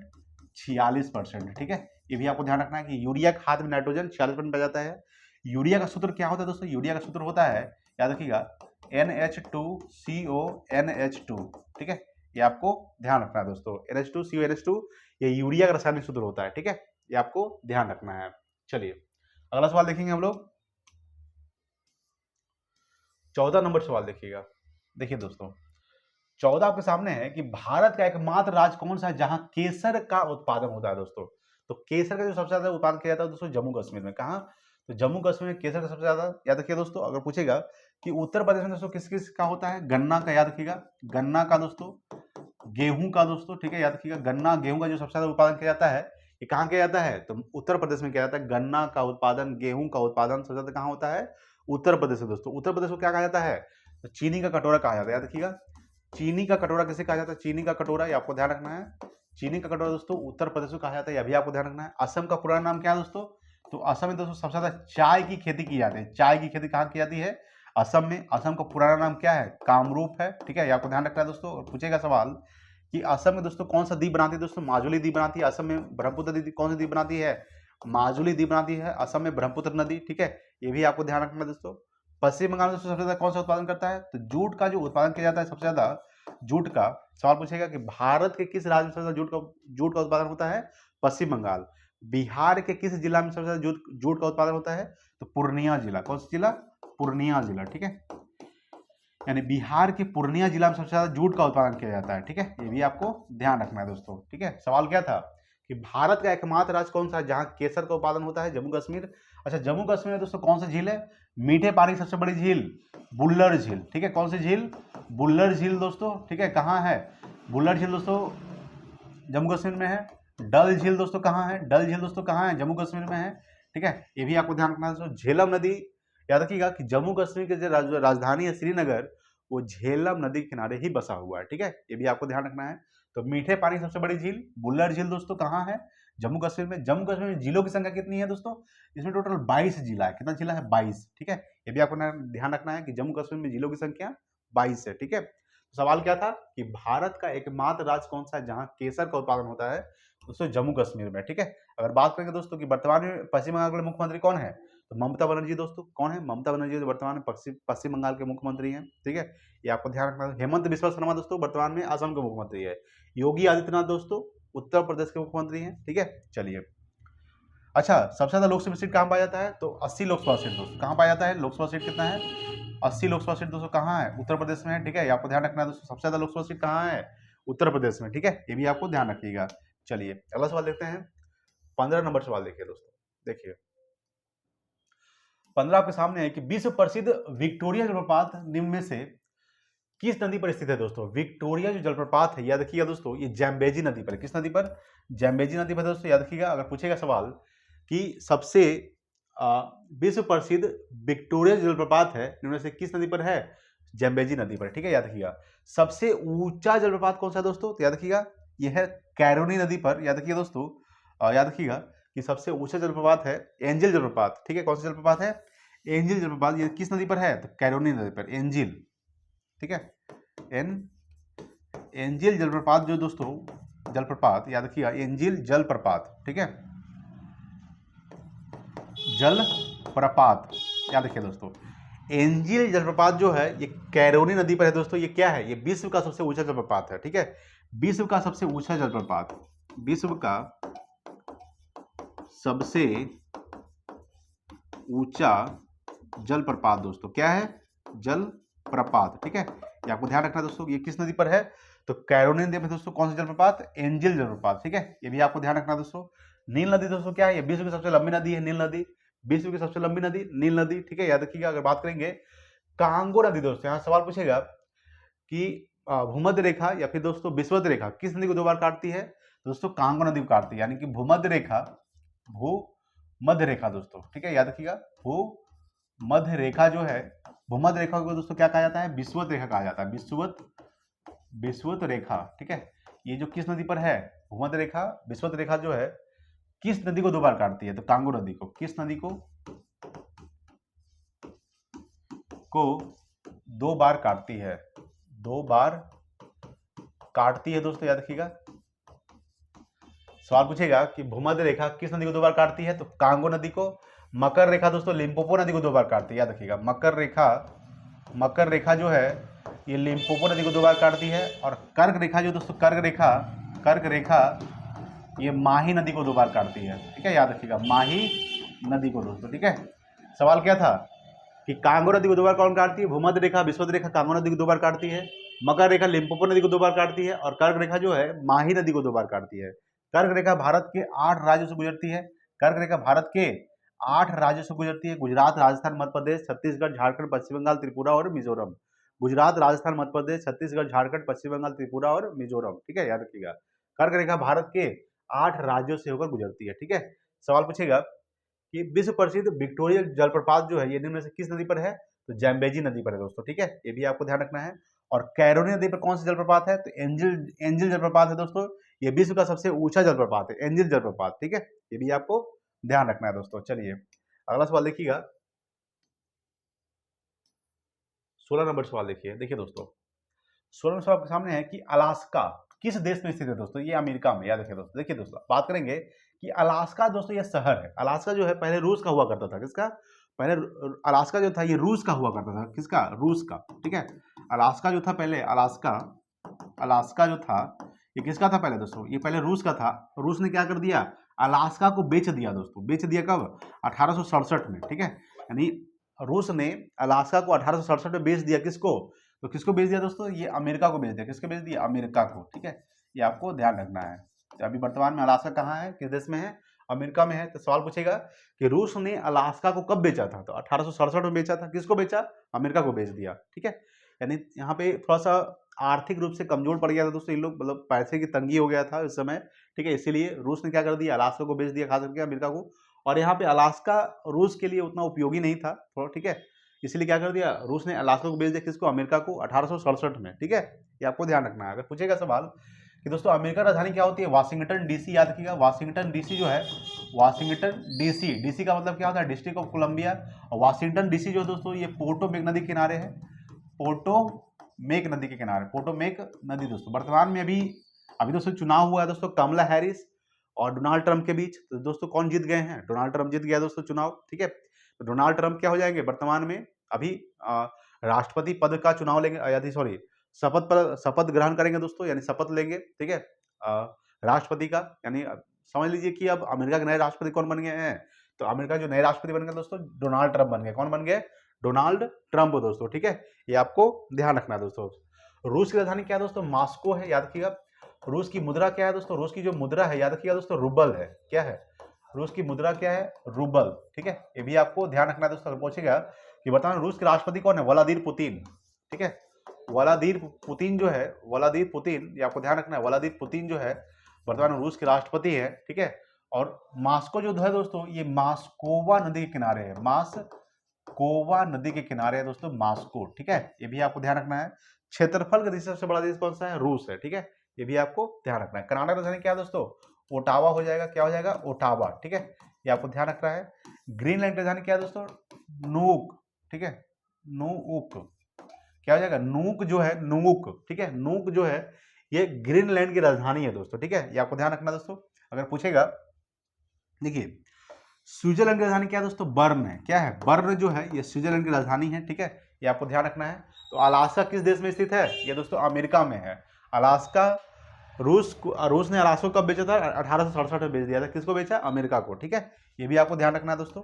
चलिए ठीक है दोस्तों, 17 नंबर सवाल देखिएगा। 17 आपके सामने है, नोबेल पुरस्कार निम्नलिखित में से किस क्षेत्र में नहीं दिया जाता है दोस्तों। तो नोबेल पुरस्कार दोस्तों ये कितने क्षेत्र में दिया जाता है, सबसे बात करेंगे। ये दिया जाता है 6 क्षेत्र में दिया जाता है, 6 क्षेत्रों में दिया जाता है दोस्तों, ठीक है। याद रखिए कौन कौन से क्षेत्र, सबसे पहले बात करेंगे। पहला क्या हो जाएगा, तो भौतिकी के क्षेत्र में, ठीक है, भौतिकी के क्षेत्र में दोस्तों, भौतिकी के क्षेत्र में याद रखिएगा। रसायन के क्षेत्र में दोस्तों, ठीक है, याद रखिएगा रसायन के क्षेत्र में। तीसरा क्या हो जाएगा, चिकित्सा के क्षेत्र में दोस्तों, चिकित्सा, ठीक है, चिकित्सा के क्षेत्र में। चौथा दोस्तों याद रखिएगा शांति के क्षेत्र में दोस्तों, ठीक है। पांचवा दोस्तों साहित्य के क्षेत्र में, ठीक है, याद रखिएगा। छठा क्या हो जाएगा, अर्थशास्त्र के क्षेत्र में, अर्थशास्त्र के क्षेत्र में, ठीक है दोस्तों। यानी कि नोबेल पुरस्कार जो है 6 क्षेत्रों में दिया जाता है, भौतिकी के क्षेत्र में, रसायन के क्षेत्र में, चिकित्सा के, शांति के और साहित्य के क्षेत्र में और अर्थशास्त्र के क्षेत्र में। देखिए भारत में जो सबसे पहले नोबेल पुरस्कार दिया गया था, किसे दिया गया था, रविन्द्रनाथ टैगोर को दिया गया था, साहित्य के क्षेत्र में दिया गया था, ठीक है। यानी कि साहित्य के क्षेत्र में जो दिया गया था रविन्द्रनाथ टैगोर को दिया गया था, याद रखिएगा रविन्द्रनाथ टैगोर, ठीक है। रविन्द्रनाथ टैगोर को जो दिया गया था, टैगोर को, ये आपको ध्यान रखना है, रविन्द्रनाथ टैगोर को जो दिया गया था दोस्तों, ठीक है, टैगोर को यानी साहित्य के क्षेत्र में दिया गया था। पहला कब दिया गया था, 1913 में दिया गया था। कब दिया गया था, 1913, ठीक है। पूछेगा कि अर्थशास्त्र के क्षेत्र में सबसे पहले कब दिया गया था, तो 1969 में दिया गया था, 1969 को दोस्तों अर्थशास्त्र के क्षेत्र में दिया गया था 1969 में, ठीक है। ये आपको ध्यान रखना है दोस्तों। अच्छा नोबेल पुरस्कार की शुरुआत कब हुआ था दोस्तों, याद रखिएगा नोबेल पुरस्कार इसका जो शुरुआत हुआ था, ये आपको ध्यान रखना है, शुरुआत कब से हुआ नोबेल पुरस्कार का, तो 1901 से हुआ। कब हुआ, 1901 से इसकी शुरुआत हुआ दोस्तों। नोबेल पुरस्कार जो दोस्तों ये कब वितरित किया जाता है, तो वितरित जो दिया जाता है वो 10 दिसंबर को किया जाता है। 10 दिसंबर को नोबेल पुरस्कार दोस्तों वितरित किया जाता है, याद रखिएगा, ठीक है, आपको ध्यान रखना। और 10 दिसंबर को दोस्तों एक दिवस मनाया जाता है, याद रखिएगा मानवाधिकार दिवस जो है दोस्तों, याद रखिएगा 10 दिसंबर को मानवाधिकार दिवस मनाया जाता है, ये भी आपको ध्यान रखना है, ठीक है। अगर बात करेंगे कि नोबेल पुरस्कार जो दिया जाता है वो किसके याद में दिया जाता है, याद रखिएगा तो अल्फ्रेड नोबेल ने, ठीक है, याद रखिएगा अल्फ्रेड नोबेल के याद में, अल्फ्रेड नोबेल, ठीक है, अल्फ्रेड नोबेल के याद में दोस्तों नोबेल पुरस्कार दिया जाता है। याद रखिएगा अल्फ्रेड नोबेल ने डायनामाइट का आविष्कार किए थे, डायनामाइट का, ठीक है, डायनामाइट का आविष्कार कब किए थे, तो ये 1867 में किए थे, ठीक है, याद रखिएगा। यानी कि डायनामाइट का जो आविष्कार किए थे अल्फ्रेड नोबेल ने 1867 में, अल्फ्रेड नोबेल ने डायनामाइट का आविष्कार किए थे। इसीलिए अल्फ्रेड नोबेल की याद में नोबेल पुरस्कार दिया जाता है। नोबेल पुरस्कार की शुरुआत कब हुआ था? 1901 में हुआ था दोस्तों। और नोबेल पुरस्कार जो है यह 6 क्षेत्र में दिया जाता है: भौतिकी, रसायन, चिकित्सा, शांति, साहित्य और अर्थशास्त्र। ठीक है, ये आपको ध्यान रखना है दोस्तों। चलिए आगे बात करेंगे। 18 नंबर सवाल देखिएगा। देखिए 18 के सामने है कि राष्ट्रीय गीत किस उपन्यास से लिया गया है दोस्तों। तो राष्ट्रीय गीत जो लिया गया दोस्तों, आपको ध्यान रखना है, राष्ट्रीय गीत कहाँ से लिया गया है दोस्तों? आनंद मठ से लिया गया। कहाँ से लिया गया है? आनंद मठ। सबसे पहले राष्ट्रीय गीत कब गाया गया था? तो 1896 के कलकत्ता अधिवेशन में गाया गया था। ठीक है, याद रखिएगा 1896 के कलकत्ता अधिवेशन में। ठीक है, 1896 के कलकत्ता अधिवेशन। ठीक है, याद रखिएगा। यानी कलकत्ता जो 1896 कलकत्ता अधिवेशन के अध्यक्षता कौन किए थे? याद रखिएगा, अध्यक्षता किए थे रहीमतुल्ला साइनी किए थे। ठीक है, अध्यक्षता जो किए थे कौन किए थे? रहीमतुल्ला। ठीक है, साइनी, रहीमतुल्ला साइनी जो किए थे, ये कलकत्ता अधिवेशन की अध्यक्षता किए थे। जो सबसे पहले जो राष्ट्रीय गीत गाया गया था 1896 में कलकत्ता अधिवेशन में गाया गया था दोस्तों। राष्ट्रीय गीत के रचनाकार कौन है दोस्तों?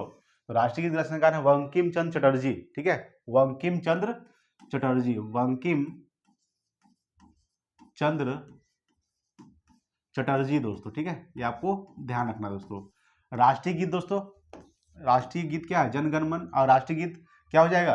राष्ट्रीय गीत वंदे मातरम। राष्ट्रीय गान, ठीक है, राष्ट्रीय गान दोस्तों। ठीक है, राष्ट्रीय गान की अगर बात करते हैं तो क्या हो जाएगा? जन गण मन, जन गण मन। ठीक है, इसकी जो रचयिता है दोस्तों, जन गण मन के रचयिता कौन है? रविंद्रनाथ टैगोर है, रविंद्रनाथ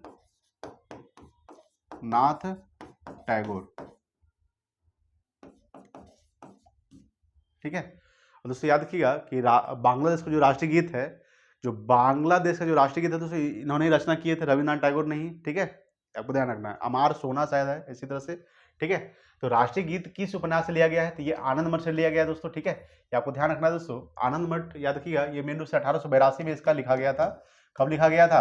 1882 में लिखा गया था आनंद मठ। ठीक है, ये आपको ध्यान रखना है। अच्छा, अंगुतर निकाय से क्या लिया गया दोस्तों? याद रखिएगा, अंगुतर निकाय में 16 महाजनपद का उल्लेख किया गया दोस्तों। ठीक है, यानी महाजनपद का उल्लेख किया गया दोस्तों, महाजनपद। ठीक है, याद रखिएगा, महाजनपद का जो उल्लेख किया गया ये अंगुतर निकाय से किया गया है। और महाजनपद कितना है दोस्तों? तो 16 महाजनपद है। कितना है? 16। सबसे बड़ा जो महाजनपद है दोस्तों, मगध महाजनपद है। कौन सा है? मगध। ठीक है, ये आपको ध्यान रखना दोस्तों। अगर पूछेगा तो सवाल क्या था कि राष्ट्रीय गीत किस उपन्यास से लिया गया है? आनंद मठ। आनंद मठ कब लिखा गया? 1882 में लिखा गया था। ठीक है, और सबसे पहले जो राष्ट्रीय गीत गाया गया था वो 1896 के कलकत्ता अधिवेशन में गाया गया था। और 1896 कलकत्ता अधिवेशन की अध्यक्षता कौन किए थे? रहीमतुल्ला साइनी ने किए थे। ठीक है, और राष्ट्रीय गान दोस्तों क्या है? तो राष्ट्रीय गान है जन गण मन। ठीक है, याद रखिएगा, ये रविंद्रनाथ टैगोर ने लिखा था। राष्ट्रीय गान गाने की अवधि क्या है दोस्तों? तो राष्ट्रीय गीत गाने की अवधि है 65 सेकंड। कितना है? 65 सेकंड दोस्तों। ठीक है, याद रखिएगा, आपको ध्यान रखना है कि राष्ट्रीय गीत गाने का अवधि जो है वो 65 सेकंड है। ठीक है, 65 सेकंड दोस्तों, याद रखिएगा। और राष्ट्रीय गान दोस्तों 52 सेकंड। कितना सेकंड? 52 सेकंड। ठीक है, ये आपको ध्यान रखना है दोस्तों। ठीक है, चलिए आगे बात करते हैं। 19 नंबर सवाल देखिए। देखिए दोस्तों,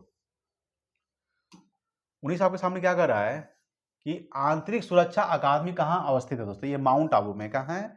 माउंट आबू में दोस्तों आंतरिक सुरक्षा अकादमी। याद रखिए, माउंट आबू कहाँ है दोस्तों? ये राजस्थान में। कहाँ है?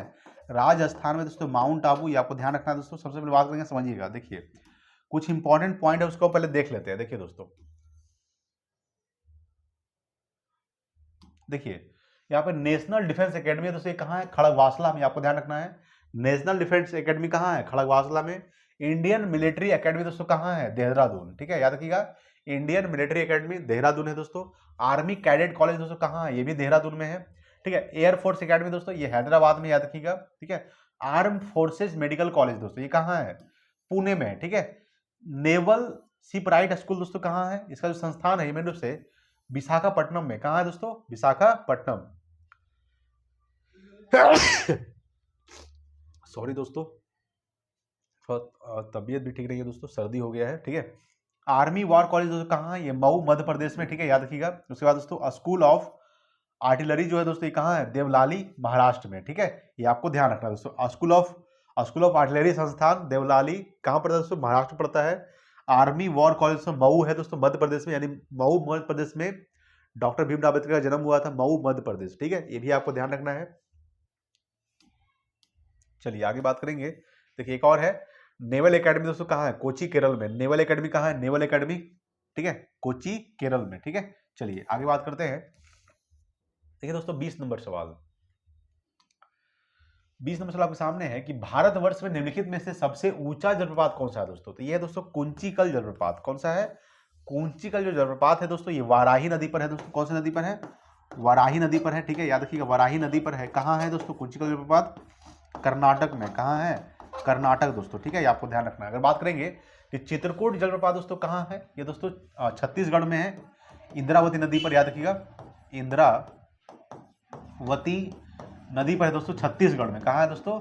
छत्तीसगढ़। ठीक है, ये आपको ध्यान रखना है दोस्तों, छत्तीसगढ़ में है चित्रकूट जलप्रपात। जोग या गरसोपा जलप्रपात दोस्तों, ये शरावती नदी पर है, कर्नाटक में। याद रखिएगा शरावती नदी दोस्तों कहाँ है? कर्नाटक। ठीक है, ये आपको ध्यान रखना है। सवाल क्या था कि जोग या गरसोपा जलप्रपात कहाँ है? शरावती नदी पर, कर्नाटक में है। होंगेन केरल जलप्रपात दोस्तों, याद रखिएगा दोस्तों, अगर पूछेगा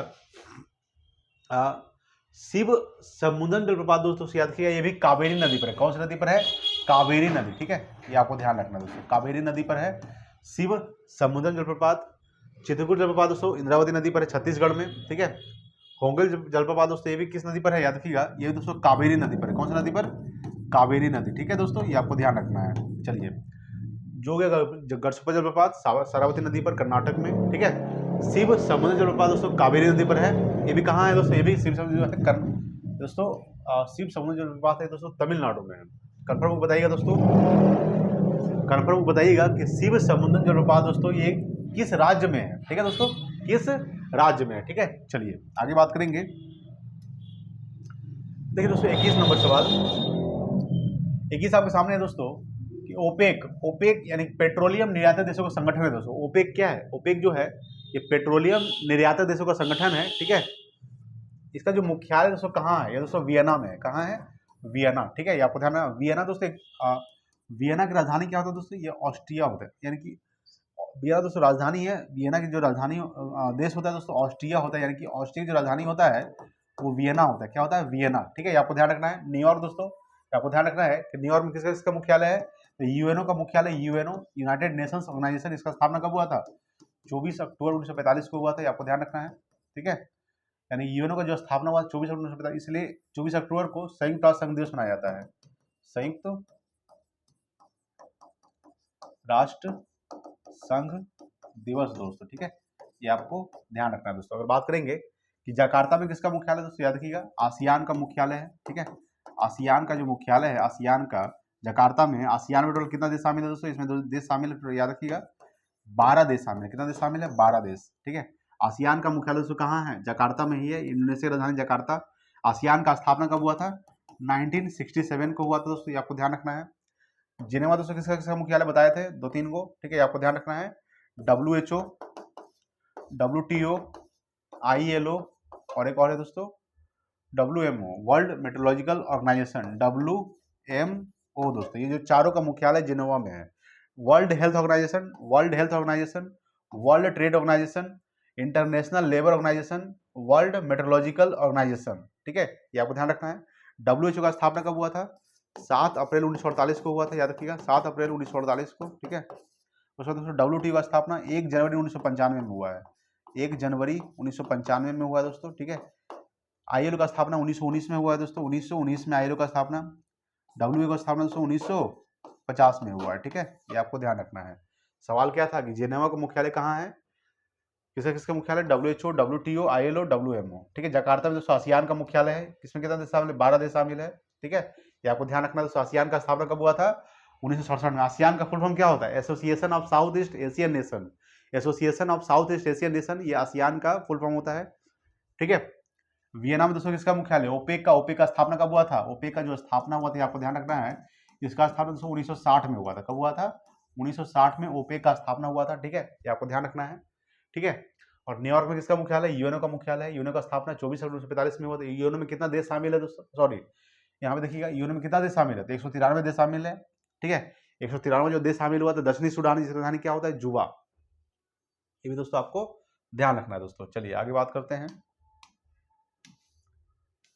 देखिए 22 नंबर सवाल, भाई साहब के सामने कह रहा है कि राष्ट्रीय बालिका दिवस दोस्तों कब मनाया जाता है, याद रखिएगा 24 जनवरी को, ठीक है। 24 जनवरी दोस्तों राष्ट्रीय बालिका दिवस मनाया जाता है। 9 जनवरी दोस्तों याद रखिएगा प्रवासी भारतीय दिवस, प्रवासी भारतीय दिवस दोस्तों कब मनाया जाता है, 9 जनवरी को, याद रखिएगा। यानी गांधी जी दोस्तों दक्षिण अफ्रीका कब गए थे, 1813 में दक्षिण अफ्रीका गए थे गांधी जी, ठीक है। वापस कब आए थे, 9 जनवरी 1915 को आए थे, ठीक है, याद रखिएगा। यानी गांधी जी दक्षिण अफ्रीका कब गए थे, 1893 में गए थे। गांधी जी दक्षिण में कहाँ गए थे, कब गए थे, 1893 को। वापस कब आए थे, 9 जनवरी 1915 को। इसलिए दोस्तों 9 जनवरी को भारतीय प्रवासी दिवस मनाया जाता है दोस्तों, ठीक है। ये आपको ध्यान रखना। अगर बात करेंगे कि 25 जनवरी दोस्तों याद रखिएगा राष्ट्रीय पर्यटन दिवस, याद रखिएगा राष्ट्रीय पर्यटन दिवस, ठीक है। राष्ट्रीय पर्यटन दिवस दोस्तों कब मनाया जाता है, याद रखिएगा दोस्तों ये मनाया जाता है 25 जनवरी को। और दोस्तों 25 जनवरी दोस्तों याद रखिएगा राष्ट्रीय मतदाता दिवस मनाया जाता है, राष्ट्रीय मतदाता दिवस, ठीक है। आपको ध्यान रखना है राष्ट्रीय मतदाता दिवस 25 जनवरी को, ठीक है। उसके बाद बात करेंगे दोस्तों 23 जनवरी को पराक्रम दिवस, ठीक है। पराक्रम दिवस दोस्तों 23 जनवरी को, ये आपको ध्यान रखना है दोस्तों। सुभाष चंद्र बोस की जयंती पर पराक्रम दिवस 23 जनवरी को। रविन्द्रनाथ टैगोर दोस्तों याद रखिएगा 12 जनवरी दोस्तों याद रखिएगा राष्ट्रीय युवा दिवस, राष्ट्रीय युवा दिवस, ठीक है। ये आपको ध्यान रखना है 12 जनवरी को। और अंतर्राष्ट्रीय युवा दिवस दोस्तों 12 अगस्त को, ठीक है। अंतर्राष्ट्रीय युवा दिवस दोस्तों कब मनाया जाता है, तो 12 अगस्त को मनाया जाता है, ठीक है। ये आपको ध्यान रखना है दोस्तों। 12 अगस्त को अंतर्राष्ट्रीय युवा दिवस, 12 जनवरी को राष्ट्रीय युवा दिवस, 23 जनवरी को पराक्रम दिवस, 25 जनवरी को राष्ट्रीय पर्यटन दिवस, राष्ट्रीय मतदाता दिवस, ठीक है। 9 जनवरी को राष्ट्रीय प्रवासी भारतीय दिवस, 24 जनवरी को राष्ट्रीय बालिका दिवस, ठीक है, याद रखिएगा। अंतर्राष्ट्रीय बालिका दिवस दोस्तों याद रखिएगा, अंतर्राष्ट्रीय बालिका दिवस याद रखिएगा, अंतर्राष्ट्रीय बालिका दिवस कब मनाया जाता है, 11 अक्टूबर को, याद रखिएगा 11 अक्टूबर को अंतर्राष्ट्रीय बालिका दिवस मनाया जाता है, ठीक है। ये आपको ध्यान रखना है। चलिए आगे सवाल देखिएगा। देखिए 23 नंबर सवाल, ठीक है। 23 आपके सामने है कि हॉर्नबिल जो फेस्टिवल है भारत के किस राज्य में मनाया जाता है, ये नागालैंड में मनाया जाता है। कहाँ मनाया जाता है, नागालैंड। नागालैंड का स्थापना कब हुआ था दोस्तों याद रखिएगा। इसका जो स्थापना हुआ है आपको ध्यान रखना है, इसका स्थापना कब हुआ था, 1963 में हुआ था, याद रखिएगा 1963 में नागालैंड का स्थापना हुआ था। मेघालय और मिजोरम का स्थापना कब हुआ था दोस्तों, 1970 में हुआ था। मेघालय और मिजोरम का जो स्थापना हुआ है ये आपको ध्यान रखना है, कब हुआ है, मेघालय और मिजोरम का स्थापना कब हुआ था, 1970 में हुआ था दोस्तों, ठीक है। मेघालय और मिजोरम का स्थापना 1972 में हुआ था। और बात करेंगे कब हुआ दोस्तों, कमेंट बताइएगा कि मेघालय और मिजोरम का स्थापना कब हुआ था, ठीक है। ये आपको बताइएगा कि मेघालय और मिजोरम का स्थापना कब हुआ था दोस्तों, ठीक है। ये आपको ध्यान रखना है कि मेघालय और मिजोरम का स्थापना। अच्छा बात करेंगे यहाँ पर समझिएगा कि मेघालय में दोस्तों आपको ध्यान रखना है, मेघालय में एक गारो खासी जयंती एक पहाड़ी है दोस्तों, ठीक है, मेघालय में, ठीक है, याद रखिएगा गारो खासी जयंती जो पहाड़ी कहाँ है, मेघालय में है, गारो खासी जयंती है, गारो, ठीक है, खासी। कमेंट बॉक्स में बताइएगा दोस्तों कि मेघालय और मिजोरम का स्थापना एक ही वर्ष में हुआ है, ठीक है दोस्तों, यानी कि 1972 या फिर 1970। कमेंट करके बताइएगा कि मेघालय और मिजोरम का स्थापना कब हुआ है, ठीक है। बात करेंगे कि गारो खासी जयंतिया, ठीक है दोस्तों, जयंतिया याद रखिएगा, गारो खासी जयंतिया जो पहाड़ी है, और मेन रूप से गारो पहाड़ी में दोस्तों गारो जनजाति रहती है, खासी पहाड़ी पर खासी जनजाति रहती है दोस्तों, और जयंतिया पहाड़ी दोस्तों कौन सी जनजाति रहती है, जयंतिया जनजाति रहती है। तो ये दोस्तों किसका है, गारो खासी जयंती जो है ये कहाँ का है, मेघालय जनजाति दोस्तों, याद रखिए गारो खासी जयंती है, ठीक है। ये आपको ध्यान, सबसे ज्यादा वर्षा कहाँ होती है, मेघालय में होती है, ठीक है। ये आपको ध्यान रखना है दोस्तों।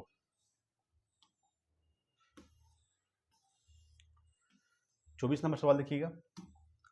24 आपके सामने है कि आजादी के बाद भाषा के आधार पर भारत के राज्यों का जो पुनर्गठन किस वर्ष में हुआ है। तो आजादी के बाद भाषा के आधार पर जो भारत के राज्यों का पुनर्गठन हुआ दोस्तों, ये कब हुआ है, 1956 में। कब हुआ है दोस्तों, 1956 में हुआ, ठीक है। ये आपको ध्यान रखना है। 1953 में दोस्तों याद रखिएगा भाषा के आधार पर गठन वाला राज्य कौन सा है, वो दोस्तों 1953 में आंध्र प्रदेश।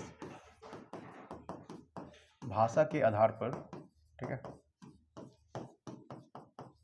गठन होने वाला राज्य, यानी कि भाषा के आधार पर गठन होने वाला प्रथम राज्य कौन है?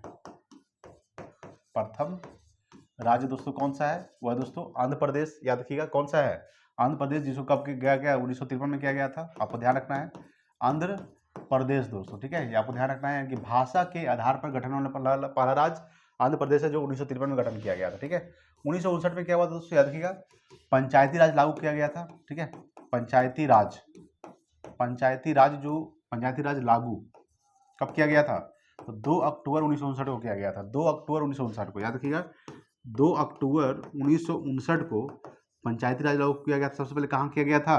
तो किया गया था दोस्तों राजस्थान के नागौर जिला में, ठीक है। याद रखिएगा राजस्थान के नागौर जिला में, ठीक है। सबसे पहले जो पंचायती राज लागू किया गया था राजस्थान के नागौर जिला में 2 अक्टूबर 1959 को किया गया था। ये आपको ध्यान रखना है। 1954 में क्या हुआ दोस्तों? याद रखिएगा दोस्तों पंचशील समझौता हुआ था। याद रखिएगा कि पंचशील समझौता कब हुआ था? पंचशील समझौता जो हुआ है, ये आपको ध्यान रखना है कि पंचशील समझौता जो हुआ था दोस्तों, ये आपको ध्यान रखना है 1954 में हुआ था। और पंचशील समझौता दोस्तों ये भारत और पाकिस्तान के बीच हुआ है। किसके बीच? भारत और चीन के बीच, ठीक है। याद रखिएगा कि पंचशील समझौता कब हुआ? भारत और चीन के बीच 1954 में हुआ दोस्तों। 1959 में क्या हुआ था? पंचायती राज लागू किया गया था। 2 अक्टूबर 1959 को सबसे पहले राजस्थान के नागौर जिला में पंचायती राज लागू किया गया, ठीक है। याद रखिएगा 1953 में दोस्तों भाषा के आधार पर गठन होने वाला पहला राज्य कौन सा है? आंध्र प्रदेश। 1956 में क्या हुआ था? तो आज़ादी के बाद भाषा के आधार पर भारत के राज्यों का पुनर्गठन किस वर्ष में हुआ? 1956 में हुआ। कब हुआ? 1956 में, ठीक है। ये आपको ध्यान रखना है दोस्तों। चलिए आगे सवाल देखिएगा। 25 नंबर सवाल देखिए दोस्तों। 25 आपके सामने है कि निम्न तत्वों में से किस में न्यूट्रॉन नहीं पाया होता है दोस्तों? तो हाइड्रोजन में नहीं होता है। याद रखिएगा न्यूट्रॉन दोस्तों किस में नहीं होता? हाइड्रोजन में नहीं होता, ठीक है। हाइड्रोजन का परमाणु संख्या क्या होता है दोस्तों? इसका संकेत H होता है, इसका परमाणु संख्या 1 होता है, ठीक है। याद रखिएगा इसको दोस्तों आवारा तत्व भी कहा जाता है। आवारा तत्व, ठीक है। कि क्या कहा जाता है? आवारा तत्व भी कहा जाता है हाइड्रोजन को, ठीक है। आपको ध्यान रखना है। सबसे हल्का तत्व क्या है दोस्तों? हाइड्रोजन ही है। सबसे हल्का तत्व दोस्तों याद रखिएगा सबसे हल्का तत्व कौन सा है दोस्तों? सबसे हल्का तत्व दोस्तों हाइड्रोजन है, ठीक है। आपको ध्यान रखना है। अगर बात करेंगे लिथियम दोस्तों सबसे हल्की धातु कौन सी है दोस्तों? याद रखिएगा सबसे हल्की धातु कौन सी दोस्तों? जो सबसे हल्की धातु दोस्तों लिथियम है। और सबसे भारी धातु क्या है दोस्तों? याद रखिएगा सबसे भारी धातु, याद रखिएगा सबसे भारी धातु क्या है? तो दोस्तों ऑस्मियम है। क्या है? ओस्मियम, ठीक है। ये आपको ध्यान रखना है दोस्तों। अगर बात करेंगे ऑस्मियम क्या है? सबसे भारी धातु है, ठीक है दोस्तों। देखिए अगर बात करेंगे हम आपको बताए थे दोस्तों कि वायुमंडल में नाइट्रोजन कितना % पाया जाता है? तो वायुमंडल में जो नाइट्रोजन, ये आपको ध्यान रखना है, वायुमंडल में नाइट्रोजन दोस्तों 78% पाया जाता है। आपको ध्यान रखना है। सबसे ज़्यादा क्या पाया जाता है? नाइट्रोजन। और ऑक्सीजन दोस्तों बताया था आपको कितना %? वायुमंडल में ऑक्सीजन दोस्तों 21%, ठीक है। 21% पाया जाता है दोस्तों। ये आपको ध्यान रखना है। 71% दोस्तों। अच्छा सवाल पूछेगा कि ब्रह्मांड में सबसे ज़्यादा तत्व कौन सा पाया जाता है? यानी कि ब्रह्मांड में पाया जाना तत्व कौन सा सबसे ज़्यादा है? वो दोस्तों हाइड्रोजन है। यानी कि ब्रह्मांड में पाया जाना तत्व कौन सा है? ब्रह्मांड में, ठीक है। यानी ब्रह्मांड, ठीक है। ब्रह्मांड में सबसे ज्यादा पाया जाने वाला तत्व, सबसे ज्यादा पाए जाने वाला तत्व, सबसे ज्यादा पाए वाला तत्व कौन सा है? वह दोस्तों हाइड्रोजन है। कौन है? हाइड्रोजन, ठीक है। कितना % पाया जाता है? तो 71%, ठीक है। ये आपको ध्यान रखना है कि ब्रह्मांड में सबसे ज्यादा पाया जाने वाला तत्व हाइड्रोजन 71%, वायुमंडल में सबसे ज्यादा पाया जाने वाला तत्व नाइट्रोजन 78%, ठीक है। याद रखिएगा। और वायुमंडल में पाया जाता तत्व 71%, ठीक है। सॉरी दोस्तों ऑक्सीजन जो पाया जाता है 21%, सॉरी, ठीक है। कितना %? 21%, ठीक है। 21% याद रखिएगा दोस्तों। और लिथियम क्या है? ये सबसे हल्की धातु दोस्तों लिथियम। सबसे भारी धातु क्या है? ऑस्मियम, याद रखिएगा, ठीक है। सवाल क्या था? सबसे हल्का तत्व क्या है? हाइड्रोजन। और सबसे भारी तत्व क्या है दोस्तों? ये सवाल पूछेगा कि सबसे भारी तत्व क्या है? सबसे भारी तत्व दोस्तों वो है, याद रखिएगा, सबसे भारी तत्व क्या हो जाएगा? यूरेनियम। सबसे भारी तत्व क्या है? यूरेनियम, ठीक है। नियम, ये आपको ध्यान रखना है दोस्तों। चलिए अगला सवाल देखेंगे। 26 नंबर सवाल देखिएगा, ठीक है। देखिए दोस्तों 26 आपके सामने क्या कर रहा है? 26 आपके सामने है कि संयुक्त राज्य अमेरिका को छोड़कर विश्व के निम्न देशों में से कौन सा देश कच्चे तेल का सर्वाधिक उत्पादन करता है दोस्तों? ये सऊदी अरब करता है। कौन करता है? सऊदी अरब, ठीक है। इसकी राजधानी क्या होता है दोस्तों? रियाद होता है। क्या होता है इसकी राजधानी? रियाद, ठीक है, याद रखिएगा। रूस की राजधानी दोस्तों क्या होता है? मॉस्को होता है, याद रखिएगा। मॉस्को। रूस की मुद्रा क्या है? रूबल है। क्या है रूस की मुद्रा? रूबल। रूस के राष्ट्रपति व्लादिमीर पुतिन, ठीक है, रूबल। चीन की राजधानी क्या है दोस्तों? बीजिंग, ठीक है। चीन की मुद्रा क्या है? युआन, रेमनबी। भारत और चीन के बीच मैकमोहन रेखा। कनाडा राजधानी क्या होता है? ओटावा। सवाल क्या था कि संयुक्त राज्य अमेरिका को छोड़कर विश्व के निम्न देशों में से कौन सा देश कच्चे तेल का सर्वाधिक उत्पादन करता है? दोस्तों सऊदी अरब करता है, ठीक है। चलिए अगला सवाल देखिएगा, 27 नंबर सवाल देखिए।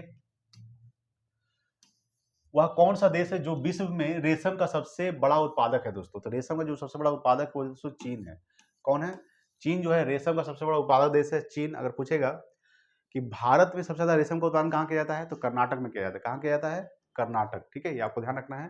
सवाल पूछेगा कि वह कौन सा देश है जहां जो विश्व में रेशम का सबसे बड़ा उत्पादक है? चीन। चीन की राजधानी क्या बताया था? बीजिंग, ठीक है, याद रखिएगा। भारत और चीन के बीच कौन सी रेखा है? तो भारत और चीन के बीच, ठीक है, याद किया। भारत और चीन के बीच जो रेखा है, भारत और चीन के बीच जो रेखा, कौन सा रेखा है दोस्तों? मैकमोहन रेखा, याद रखिएगा, मैकमोहन रेखा, ठीक है, ये भी आपको ध्यान रखना है दोस्तों। चलिए आगे बात करेंगे। जापान की राजधानी क्या है दोस्तों? टोक्यो, ठीक है, टोक्यो।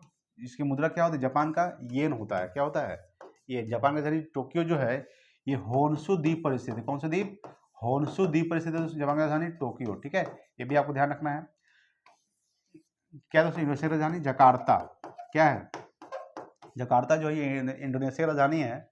और जकार्ता में दोस्तों आसियान का मुख्यालय स्थित है, जिसका स्थापना 1967 में हुआ था। आसियान का फुल फॉर्म क्या होता है? Association of south east Asian nation. ASEAN में टोटल 12 देश शामिल है, ठीक है, ये आपको ध्यान रखना है। ब्राजील की राजधानी क्या है दोस्तों? ब्राजीलिया, ठीक है। तो वह कौन सा देश है जो विश्व में रेशम का सबसे बड़ा उत्पादक है दोस्तों? चीन है। सवाल पूछेगा कि रेशम कीट पालन दोस्तों क्या कहलाता है? तो याद रखिएगा रेशम कीट पालन जो है, सवाल पूछेगा कि रेशम कीट पालन, ठीक है, रेशम कीट पालन क्या कहलाता है? तो सेरीकल्चर कहलाता है। क्या कहलाता है? सेरीकल्चर, ठीक है, सेरीकल्चर कहलाता है, ये आपको ध्यान रखना है। रेशम कीट पालन क्या कहलाता है? सेरीकल्चर, ठीक है। चलिए अगला सवाल देखिएगा, 28 नंबर सवाल देखिए। देखिए दोस्तों 28 आपके सामने है कि निम्न में से कौन सा एक स्थल रूप देश है दोस्तों? स्थल रूप की बात करते हैं दोस्तों, यानी कि चारों तरफ सिर्फ, ठीक है, चारों तरफ यही स्थल स्थल है, यानी कि पानी नहीं है, ठीक है। स्थल रूप देश कौन सा? हंगरी। इसका राजधानी क्या होता है दोस्तों? बुडापेस्ट होता है। बुडापेस्ट, यानी बूढ़ा क्या कर रहा है? पेस्ट कर रहा है। बूढ़ा क्या कर रहा है दोस्तों? पेस्ट कर रहा है, यानी बुडापेस्ट, ठीक है। मालदीव की राजधानी क्या है दोस्तों? माले, ठीक है, क्या हो जाएगा? माले, ठीक है, आपको ध्यान रखना है। यूक्रेन की राजधानी क्या है दोस्तों? कीव है। कीव क्या है? यूक्रेन की राजधानी है। रोमानिया की राजधानी क्या है दोस्तों? बुखारेस्ट, याद रखिएगा, बुखारेस्ट। बेल्जियम की राजधानी क्या है दोस्तों? ब्रुसेल्स दोस्तों, क्या हो जाएगा? ब्रुसेल्स, याद रखिएगा, ब्रुसेल्स दोस्तों, याद रखिएगा। ब्रुसेल्स जो है ये बेल्जियम की राजधानी क्या है दोस्तों? ब्रुसेल्स, ये आपको ध्यान रखना है। और ब्रुसेल्स में दोस्तों किसका मुख्यालय है? याद रखिएगा, दो चीज का याद रखिएगा दोस्तों। एक दोस्तों नाटो का याद रखिएगा, नाटो का मुख्यालय दोस्तों कहाँ है? ब्रुसेल्स में है। और एक यूरोपियन यूनियन का, ठीक है, यूरोपियन यूनियन का दोस्तों, ठीक है, यूरोपियन यूनियन का जो मुख्यालय है ये भी कहाँ है? ये ब्रुसेल्स में ही है, ठीक है, आपको ध्यान रखना है। निम्न में से कौन सा देश जो है स्थल रूप देश है? तो हंगरी है दोस्तों। हंगरी राजधानी क्या होता है? बुडापेस्ट होता है। मालदीव राजधानी दोस्तों माले होता है, आपको ध्यान रखना है दोस्तों। मालदीव राजधानी क्या होता है दोस्तों? माले होता है, याद रखिए, मालदीव राजधानी माले, ठीक है। और हंगरी राजधानी दोस्तों क्या होता है? बुडापेस्ट। यूक्रेन की राजधानी दोस्तों कीव होता है। रोमानिया का बुखारेस्ट होता है दोस्तों। बेल्जियम की राजधानी क्या होता है? ब्रुसेल्स, ठीक है, ये आपको ध्यान रखना है। और यूक्रेन, हंगरी क्या है दोस्तों? एक स्थल रूप देश है, ठीक है। और ये सब क्या है? बेल्जियम हो गया, रोमानिया हो गया दोस्तों, ये सब क्या है? ये स्थल रूप देश नहीं है, ठीक है, ये आपको ध्यान रखना है। और नाटो का स्थापना कब हुआ था दोस्तों? नाटो का स्थापना हुआ था 1949 में। कब हुआ था? 1949 में नाटो का स्थापना हुआ था। नाटो का फुल क्या होता है? North Atlantic Treaty Organisation. NATO का फुल क्या होता है? North Atlantic Treaty Organisation. European Union का अगर पूछेगा इसमें टोटल कितना देश शामिल है? यूरोपियन यूनियन में दोस्तों इसमें टोटल 27 देश शामिल है। और नाटो में दोस्तों कितना देश शामिल है? तो नाटो में टोटल 32 देश शामिल है। कितना देश शामिल है? 32, ठीक है, ये आपको ध्यान रखना है दोस्तों। चलिए अगला सवाल देखिएगा, 29 नंबर सवाल देखिए। देखिए निम्न में से कौन सा द्वीप क्षेत्रफल में सबसे बड़ा है दोस्तों? सवाल क्या है कि निम्न में से कौन सा द्वीप जो है क्षेत्रफल में सबसे बड़ा द्वीप है दोस्तों? तो सबसे बड़ा द्वीप है दोस्तों बोर्नियो द्वीप। क्या है ये बोर्नियो द्वीप दोस्तों? ये प्रशांत महासागर में है। किस महासागर में है? प्रशांत महासागर दोस्तों, ठीक है, प्रशांत महासागर, ठीक है दोस्तों, याद रखिएगा प्रशांत महासागर में, महासागर याद रखिए दोस्तों। देखिए ये सब जो द्वीप होता है दोस्तों, बोर्नियो द्वीप, ठीक है, ये सब बहुत छोटे छोटे द्वीपों से मिलकर बना होता है, ठीक है, याद रखिएगा। अगर बात पूछेगा कि निम्न में से कौन सा द्वीप क्षेत्रफल सबसे बड़ा है दोस्तों, तो बोर्नियो द्वीप जो है इसे क्षेत्रफल सबसे बड़ा है। ये किस महासागर में स्थित है? प्रशांत महासागर। और सबसे गहरा महासागर कौन सा दोस्तों? सबसे गहरा महासागर दोस्तों प्रशांत महासागर, ठीक है, सबसे गहरा महासागर, याद रखिएगा सबसे गहरा जो महासागर है दोस्तों कौन है? प्रशांत महासागर दोस्तों, यानी कि प्रशांत महासागर का मेरियाना ट्रेंच, ठीक है, मेरियाना ट्रेंच, ठीक है, याद रखिएगा मेरियाना जो ट्रेंच है सबसे गहरा है, यह भी आपको ध्यान रखना है। मेडागास्कर दोस्तों और एक सुमात्रा, ये जो दोनों है मेडागास्कर और सुमात्रा, ये दोस्तों हिंद महासागर में है। कौन से महासागर में? हिंद महासागर में है मेडागास्कर और सुमात्रा, ठीक है, ये आपको ध्यान रखना है दोस्तों। ग्रेट ब्रिटेन दोस्तों, याद रखिएगा ग्रेट ब्रिटेन की अगर बात करेंगे तो ये दोस्तों जो ब्रिटेन से जो ये दोस्तों ये भी एक द्वीप, ये है क्या है? द्वीप है। ग्रेट ब्रिटेन क्या है? ये भी एक द्वीप है। ये मेन रूप से इंग्लैंड जो बचा हुआ है, इंग्लैंड जो बसा हुआ है, ये किस द्वीप पर बसा हुआ है दोस्तों? ये ग्रेट ब्रिटेन द्वीप पर ही बसा हुआ है इंग्लैंड, ठीक है। तो सवाल क्या था कि निम्न में से कौन सा द्वीप जो है क्षेत्रफल सबसे बड़ा है? तो बोर्नियो द्वीप जो सबसे बड़ा है। याद रखिएगा कि इंडोनेशिया राजधानी जो है बोर्नियो द्वीप पर शिफ्ट किया जा रहा है दोस्तों, ठीक है, यानी इंडोनेशिया राजधानी जकार्ता धीरे धीरे पानी में डूब रहा है। तो क्या कर रहा है इंडोनेशिया के लोग वहाँ जो है, ठीक है, तो इंडोनेशिया की जो राजधानी है वो बोर्नियो द्वीप पर शिफ्ट किया जा रहा है, ठीक है, ये भी आपको ध्यान रखना है, ठीक है। तो सबसे बड़ा है दोस्तों बोर्नियो द्वीप, जो कहाँ है? प्रशांत महासागर। प्रशांत सबसे गहरा महासागर प्रशांत महासागर। मेरियाना ट्रेंच सबसे गहरा है, ठीक है। मेडागास्कर और सुमात्रा दोनों कहाँ है दोस्तों? हिंद महासागर में है। ग्रेट ब्रिटेन दोस्तों ये मेन रूप से इंग्लैंड जो देश है वो ग्रेट ब्रिटेन देश पे ही बसा हुआ है, ठीक है। देखिए अगला 30 नंबर सवाल देखिए। देखिए दोस्तों 30 आपके सामने है कि विद्युत धारा निम्न में से किस उपकरण से मापी जाती है दोस्तों? तो ये आमीटर से मापी जाती है, याद रखिएगा आमीटर, ठीक है। याद रखिए दोस्तों एक आदर्श वोल्टमीटर का जो प्रतिरोध होता है, एक आदर्श वोल्टमीटर का प्रतिरोध दोस्तों क्या होता है? याद रखिएगा एक आदर्श वोल्टमीटर का प्रतिरोध दोस्तों क्या होता है? शून्य होता है। एक आदर्श आमीटर का प्रतिरोध क्या होता है दोस्तों? शून्य होता है। एक आदर्श वोल्टमीटर का प्रतिरोध अनंत होता है दोस्तों। एक आदर्श वोल्टमीटर का जो प्रतिरोध होता है, याद रखिएगा एक आदर्श वोल्टमीटर का प्रतिरोध क्या होता है दोस्तों? अनंत होता है। क्या होता है? अनंत, ठीक है, ये आपको ध्यान रखना है दोस्तों।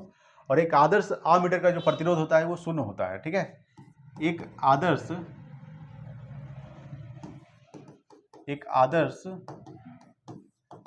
अमीटर का, ठीक है, अमीटर का प्रतिरोध क्या होता है? शून्य होता है। क्या होता है दोस्तों? शून्य, ठीक है, ये आपको ध्यान रखना है। सवाल क्या था कि विद्युत धारा का SI मात्रक क्या होता है दोस्तों? विद्युत धारा जो SI मात्रक होता है एम्पियर होता है। क्या होता है? एम्पियर जो होता है ये विद्युत धारा का SI मात्रक होता है एम्पियर, ठीक है। तो विद्युत धारा निम्न से किस उपकरण से मापी जाती है? तो अमीटर से मापी जाती है दोस्तों, ठीक है, ये आपको ध्यान रखना है। एक आदर्श अमीटर का प्रतिरोध क्या होता है? शून्य होता है। एक आदर्श वोल्टमीटर का प्रतिरोध क्या होता है दोस्तों? अनंत होता है, ठीक है, ये आपको ध्यान रखना है दोस्तों। चलिए अगला सवाल देखिएगा 31 नंबर सवाल देखिए। 31 आपके सामने है कि निम्न खनिजों में से किस खनिज उत्पादन में भारत विश्व में अग्रणी है दोस्तों? चादरी अभ्रक में, ठीक है, याद रखिएगा चादरी अभ्रक में दोस्तों क्या है? यानी भारत जो है ये प्रथम है दोस्तों, ठीक है, विश्व में प्रथम स्थान पे कौन है? अभ्रक, यानी चादरी अभ्रक, ठीक है, याद रखिएगा। पूछेगा सवाल कि दोस्तों चांदी का सबसे ज्यादा उत्पादन कहाँ किया जाता है? याद रखिएगा चांदी का जो सबसे ज्यादा उत्पादन किया जाता है ये मैक्सिको में किया जाता है, ठीक है, याद रखिएगा कि सबसे ज्यादा चांदी का उत्पादन दोस्तों कहाँ किया जाता है? मैक्सिको में सबसे ज्यादा चांदी का उत्पादन किया जाता है। लौह अयस्क दोस्तों याद रखिएगा, तो सबसे ज्यादा जो लौह अयस्क का उत्पादन किया जाता है चीन में किया जाता है। कहाँ किया जाता है? चीन में दोस्तों, ठीक है, ये आपको ध्यान रखना है दोस्तों। अगर बात करेंगे कि जिप्सम, याद रखिए दोस्तों जिप्सम का सबसे ज्यादा उत्पादन किस राज्य में होता है? तो राजस्थान में होता है दोस्तों, ठीक है, याद रखिएगा कि राजस्थान में सबसे ज्यादा जिप्सम का उत्पादन किया जाता है। जिप्सम का सूत्र क्या होता है दोस्तों? CaSO4.2H2O होता है। क्या होता है? 2H2O, ठीक है, ये आपको ध्यान रखना दोस्तों। सवाल पूछेगा कि निम्न खनिजों में से किस खनिज उत्पादन में भारत विश्व में अग्रणी है दोस्तों? तो चादरी अभ्रक पे भारत क्या है? अग्रणी है, ठीक है, ये आपको ध्यान रखना है। सवाल क्या पूछेगा कि जिप्सम सबसे ज़्यादा जिप्सम का उत्पादन कहाँ किया जाता है? राजस्थान में किया जाता है। जिप्सम का सूत्र क्या होता है? CSO4.2H2O। एक होता है दोस्तों प्लास्टर ऑफ पेरिस, याद रखिएगा, प्लास्टर ऑफ पेरिस, ठीक है। इसका जो सूत्र होता है वो क्या होता है? CSO4 CSO4 हाफ H2O, ठीक है, CSO4 हाफ H2O होता है। ये प्लास्टर पेरिस का रासायनिक सूत्र होता है, ठीक है। चांदी का क्या होता है दोस्तों? सबसे ज्यादा चांदी का उत्पादन मैक्सिको में किया जाता है। मैक्सिको राजधानी क्या होता है? मैक्सिको सिटी, ठीक है। लौह अयस्क सबसे ज्यादा उत्पादन चीन में किया जाता है। चीन राजधानी दोस्तों बीजिंग। चलिए देखिए 32 नंबर, ठीक है। 32 आपके सामने क्या रहा है कि आइंस्टीन को नोबेल पुरस्कार किस कार्य पर मिला था? तो दोस्तों याद रखिएगा, ये प्रकाश विद्युत प्रवाह के लिए मिला था। प्रकाश विद्युत प्रवाह के लिए आइंस्टीन को नोबेल पुरस्कार दोस्तों कब मिला था? ये 1921 में मिला था। कब मिला था? 1921 में दोस्तों, ठीक है। एक डेट और याद रखिएगा 1921 में कि मोपला विद्रोह कब हुआ था दोस्तों, ठीक है। मोपला विद्रोह कब हुआ था?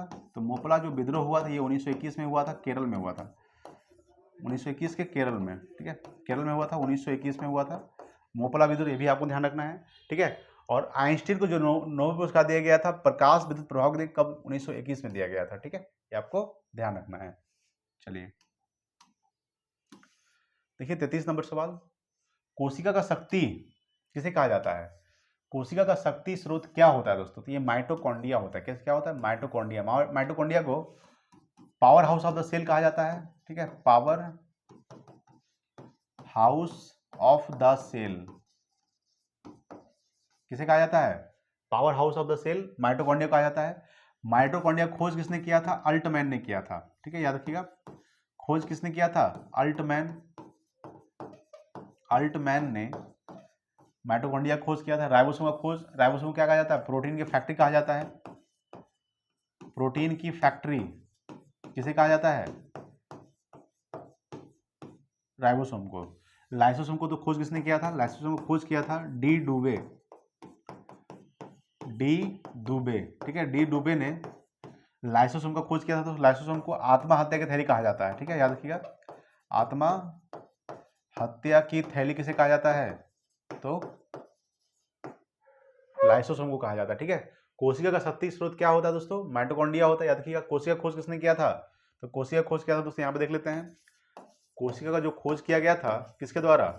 1665 में किए थे। कौन किए थे? तो रॉबर्ट हुक किए थे। कौन किए थे? रॉबर्ट हुक किए थे दोस्तों। रॉबर्ट हुक ने कोशिका खोज किए थे 1665 में। ये भी कोशिका जो खोज किए थे ये मृत कोशिका था। कैसी कोशिका था? मृत कोशिका था दोस्तों। मृत कोशिका खोज किए थे रॉबर्ट हुक ने, ठीक है, ये आपको ध्यान रखना है। और जीवित कोशिका जो खोज किए थे, जीवित कोशिका का खोज कौन किए थे? एंटोनी वॉन लुवेनहॉक ने किए थे 1674 में, ठीक है, 1674 में, ठीक है, एंटोनी वॉन लुवेनहॉक, आपको ध्यान रखना है, एंटोनी वॉन लुवेनहॉक, ठीक है, याद रखिएगा। एंटोनी वॉन लुवेनहॉक ने 1674 ईस्वी में जीवित कोशिका खोज किए थे, ये आपको ध्यान रखना है दोस्तों। और मृत कोशिका खोज रॉबर्ट हुक ने किए थे 1665 में किए थे, ठीक है। और कोशिका का जो अध्ययन क्या कहलाता है? तो साइटोलॉजी कहलाता है, याद रखिएगा। कोशिका का जो अध्ययन है वो साइटोलॉजी कहलाता है, ठीक है। और कवक का अध्ययन माइकोलॉजी, शैवाल का अध्ययन फाइकोलॉजी, ठीक है, ये आपको ध्यान रखना है। चलिए अगला सवाल देखिएगा, 34 नंबर सवाल देखिए, बिहार राज्य का स्थापना कब हुआ था? बिहार राज्य का जो स्थापना हुआ था आपको ध्यान रखना है 22 मार्च 1912 को हुआ था। इसलिए 22 मार्च को दोस्तों कौन सा दिवस? तो 22 मार्च को बिहार दिवस। कौन सा दिवस? बिहार दिवस दोस्तों 22 मार्च को, ठीक है, ये आपको ध्यान रखना है। 1 अप्रैल 1936 को दोस्तों किसका स्थापना हुआ था? तो ओडिशा का स्थापना हुआ। किसका? ओडिशा का स्थापना कब हुआ है? ओडिशा का स्थापना दोस्तों 1 अप्रैल 1936 को हुआ है, ठीक है, ये आपको ध्यान रखना है। 1 अप्रैल को दोस्तों कौन सा दिवस मनाया जाता है? तो उत्कल दिवस मनाया जाता है, याद रखिएगा। उत्कल दिवस जो मनाया जाता है वो 1 अप्रैल को मनाया जाता है, उत्कल दिवस, ठीक है। 15 नवंबर 2000 ईस्वी को दोस्तों किसका स्थापना हुआ है? याद रखिएगा, 15 नवंबर 2000 ईस्वी को झारखंड का स्थापना हुआ दोस्तों। झारखंड का स्थापना कब हुआ है? 15 नवंबर 2000 ईस्वी को, ठीक है। 9 नवंबर 2000 ईस्वी को उत्तराखंड का स्थापना, 9 नवंबर 2000 ईस्वी को उत्तराखंड। 1 नवंबर 2000 ईस्वी को छत्तीसगढ़ का स्थापना हुआ था, ठीक है। चलिए अगला सवाल देखिएगा, 35 नंबर सवाल देखिए। 35 नंबर सवाल के सामने है कि किसने पहली बार यह व्याख्या की थी कि पृथ्वी अपनी धुरी पर घूमने के कारण प्रतिदिन सूर्योदय एवं सूर्यास्त होता है? किसने कहा था? आर्यभट्ट ने कहे थे। ठीक है, आर्यभट्ट की पुस्तक का क्या नाम है दोस्तों? तो याद रखिएगा आर्यभट्टियम। ठीक है, याद रखिएगा आर्यभट्टियम जो है, ये आर्यभट्ट की पुस्तक का क्या नाम है? आर्यभट्टियम। ठीक है, याद रखिएगा। ब्रह्मगुप्ता को क्या कहा जाता है? भारत का न्यूटन कहा जाता है। याद रखिएगा भारत का न्यूटन किसे कहा जाता है? तो ब्रह्मगुप्ता को भारत का न्यूटन कहा जाता है। ठीक है, ये आपको ध्यान रखना है। भारत का न्यूटन ब्रह्मगुप्ता को दोस्तों याद रखिएगा। ठीक है, ये आपको ध्यान रखना दोस्तों। वाराह मेरे दोस्तों ये पंच सिद्धांतिका पुस्तक लिखे थे। ठीक है, पंच सिद्धांतिका पुस्तक, पंच सिद्धांतिका पुस्तक लिखे थे। ठीक है, ये आपको ध्यान रखना है दोस्तों। पंच सिद्धांतिका पुस्तक किसकी है? दोस्तों वराह मिहिर की है। ब्रह्मगुप्ता को भारत का न्यूटन कहा जाता है। और आर्यभट्ट एक पुस्तक लिखे थे आर्यभट्टियम। ठीक है, यही लिखे थे दोस्तों। इसको सूर्य सिद्धांतिका भी कहा जाता है। आर्यभट्टियम को सूर्य सिद्धांतिका पुस्तक भी कहा जाता है। सूर्य सिद्धांतिका, सूर्य सिद्धांतिका। ठीक है, ये आपको ध्यान रखना है। चलिए अगला सवाल देखिएगा, 36 नंबर सवाल देखिए। 36 आपके सामने कह रहा है कि भगवान बुद्ध के महापरिनिर्वाण के बाद पहले बौद्ध संगीति कहाँ हुई थी दोस्तों? तो पहला जो बौद्ध संगीति राजगीर में हुआ था। दूसरा बौद्ध संगीति दोस्तों कहाँ हुआ था? तो पहला बौद्ध संगीति दोस्तों कहाँ हुआ था? पहला जो हुआ था राजगीर में। द्वितीय जो बौद्ध संगीति हुआ था सेकंड, द्वितीय दोस्तों द्वितीय बौद्ध संगीति वैशाली। तृतीय जो बौद्ध संगीति हुआ था दोस्तों तृतीय। ठीक है, तृतीय बौद्ध संगीति दोस्तों कहाँ हुआ था? पाटलिपुत्र में हुआ था। और चतुर्थ बौद्ध संगीति जो हुआ था दोस्तों ये कुंडलवन कश्मीर में हुआ था। चतुर्थ, ये आपको ध्यान रखना है। जो प्रथम हुआ था दोस्तों, ये प्रथम अगर पूछेगा कि प्रथम कब हुआ था, तो 483 ईसा पूर्व में हुआ था। द्वितीय दोस्तों 383 ईसा पूर्व में हुआ था। और तृतीय 251 ईसा पूर्व में। चतुर्थ दोस्तों प्रथम शताब्दी ईसा पूर्व में। ठीक है,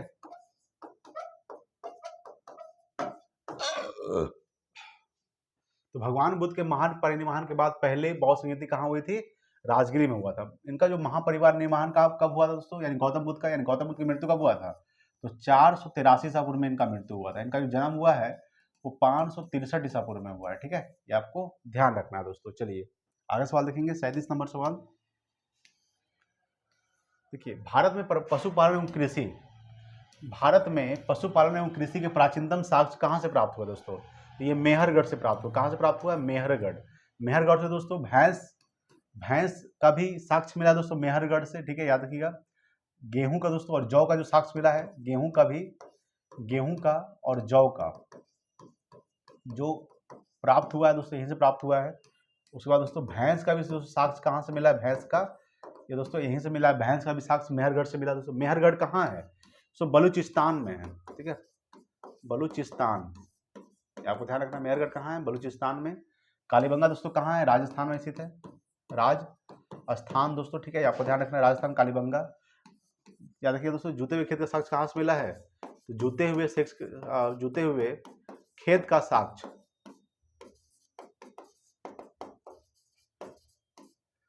कालीबंगा से मिला। दोस्तों कालीबंगा जो है दोस्तों 21 नदी किनारे है, तो घग्घर नदी किनारे दोस्तों, ये आपको ध्यान रखना है। मोहनजोदड़ो से दोस्तों क्या प्राप्त हुआ है? मोहनजोदड़ो को मृतकों का टीला कहा जाता है। ठीक है, याद रखिएगा मृतकों का टीला किसे कहा जाता है? मोहनजोदड़ो खोज किसने किया था? इसका खोज किया गया था किसके द्वारा? 1922 में राखल दास बनर्जी किए थे। राखल दास बनर्जी। ठीक है, ये आपको ध्यान रखना है। उसके बाद दोस्तों लोथल कहाँ है दोस्तों? ये गुजरात में है। याद रखिएगा गुजरात में है लोथल। ठीक है, उसके बाद दोस्तों हड़प्पा कहाँ है? हड़प्पा है दोस्तों, याद रखिएगा। अच्छा, मोहनजोदड़ो कहाँ है दोस्तों? तो मोहनजोदड़ो की अगर बात करते हैं, मोहनजोदड़ो याद रखिएगा ये पाकिस्तान के सिंध प्रांत के लरकना जिले में है। ठीक है, मोहनजोदड़ो कहाँ है? पाकिस्तान के सिंध प्रांत के लरकना जिले में कौन है? मोहनजोदड़ो। लोथल दोस्तों गुजरात में है। लोथल क्या है दोस्तों? एक बंदरगाह है। क्या है ये? बंदरगाह। ठीक है, याद रखिएगा बंदरगाह। याद रखिएगा लोथल क्या है? बंदरगाह है। हड़प्पा दोस्तों कहाँ है? हड़प्पा दोस्तों याद रखिएगा ये पाकिस्तान के मांडगोमिरी जिला में स्थित है। ठीक है, याद रखिएगा पाकिस्तान के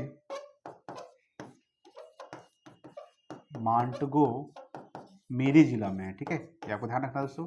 अच्छा, हड़प्पा खोज किसने किया था? 1921 में दयाराम साहनी ने किए थे। दयाराम साहनी ने किए थे।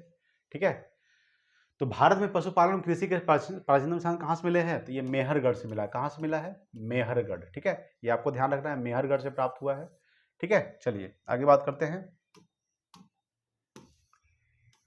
देखिए 38 नंबर, आर्द्रता किस उपकरण से मापी जाती है दोस्तों? ठीक है, आर्द्रता जो मापी जाती है किस उपकरण से मापी जाती है? याद रखिएगा, आर्द्रता जो है ये हाइग्रोमीटर से मापी जाती है, हाइग्रोमीटर। ठीक है, गैसों का दाब दोस्तों याद रखिएगा, गैस का जो दाब है, गैस का दाब वो किससे मापा जाता है? मैनोमीटर से। ठीक है, याद रखिएगा। हाइड्रोफोन को याद रखिएगा कि पानी के अंदर, ठीक है, ध्वनि तरंग को मापा जाता है। पानी के अंदर ध्वनि तरंग हाइड्रोफोन से मापा जाता है दोस्तों, पानी के अंदर। याद रखिएगा, लैक्टोमीटर से दोस्तों दूध की शुद्धता मापा जाता है। याद रखिएगा, दूध की शुद्धता दोस्तों। ठीक है, याद रखिएगा, दूध की शुद्धता लैक्टोमीटर से मापा जाता है। हाइग्रोमीटर से आर्द्रता दोस्तों मापा जाता है। ठीक है, ये आपको ध्यान रखना है। चलिए आगे देखते हैं। 39 नंबर देखिएगा, रामप्रसाद बिस्मिल। रामप्रसाद बिस्मिल का संबंध किससे है दोस्तों? तो ये है दोस्तों, याद रखिए, काकोरी षड्यंत्र केस से है दोस्तों रामप्रसाद बिस्मिल का। याद रखिएगा, काकोरी षड्यंत्र में क्या हुआ था? 1925 में हुआ था। ठीक है, यानी रेलगाड़ी में दोस्तों सरकारी खजाना को लूटा गया था दोस्तों, किसके द्वारा? रामप्रसाद बिस्मिल थे। अशफाकुल्लाह खां थे दोस्तों, राजेंद्र लाहाड़ी थे। ये सब लोग थे दोस्तों जिन्होंने ट्रेन को लूटा था, खास करके खजाना को लूटा था, सरकारी खजाना को लूटा था दोस्तों। जिसके बाद दोस्तों रामप्रसाद बिस्मिल को दोस्तों पकड़े जाने के बाद इनको फांसी दे दिया गया था। ठीक है, यानी काकोरी षड्यंत्र कास कब हुआ था? ये 1925 में हुआ था। कब हुआ था? 1925। जालियांवाला हत्याकांड दोस्तों 13 अप्रैल 1919 को हुआ था। कब हुआ था? 13 अप्रैल 1919 दोस्तों। ठीक है, कहाँ हुआ था? पंजाब के अमृतसर में। जालियांवाला हत्याकांड की जांच के लिए किस हंटर आयोग गठन किया गया था। हंटर आयोग का गठन किया गया था, आपको ध्यान रखना है। ठीक है, चौरी कांड दोस्तों 5 फरवरी 1922 को हुआ था। 5 फरवरी 1922 को हुआ था, आपको ध्यान रखना है।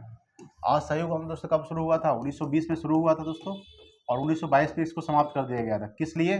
क्योंकि जब चौरी कांड हुआ था 5 फरवरी 1922 को, तो इसको जो स्थगित कर दिया गया था 11 फरवरी 1922 को। ठीक है, किसको? असहयोग आंदोलन।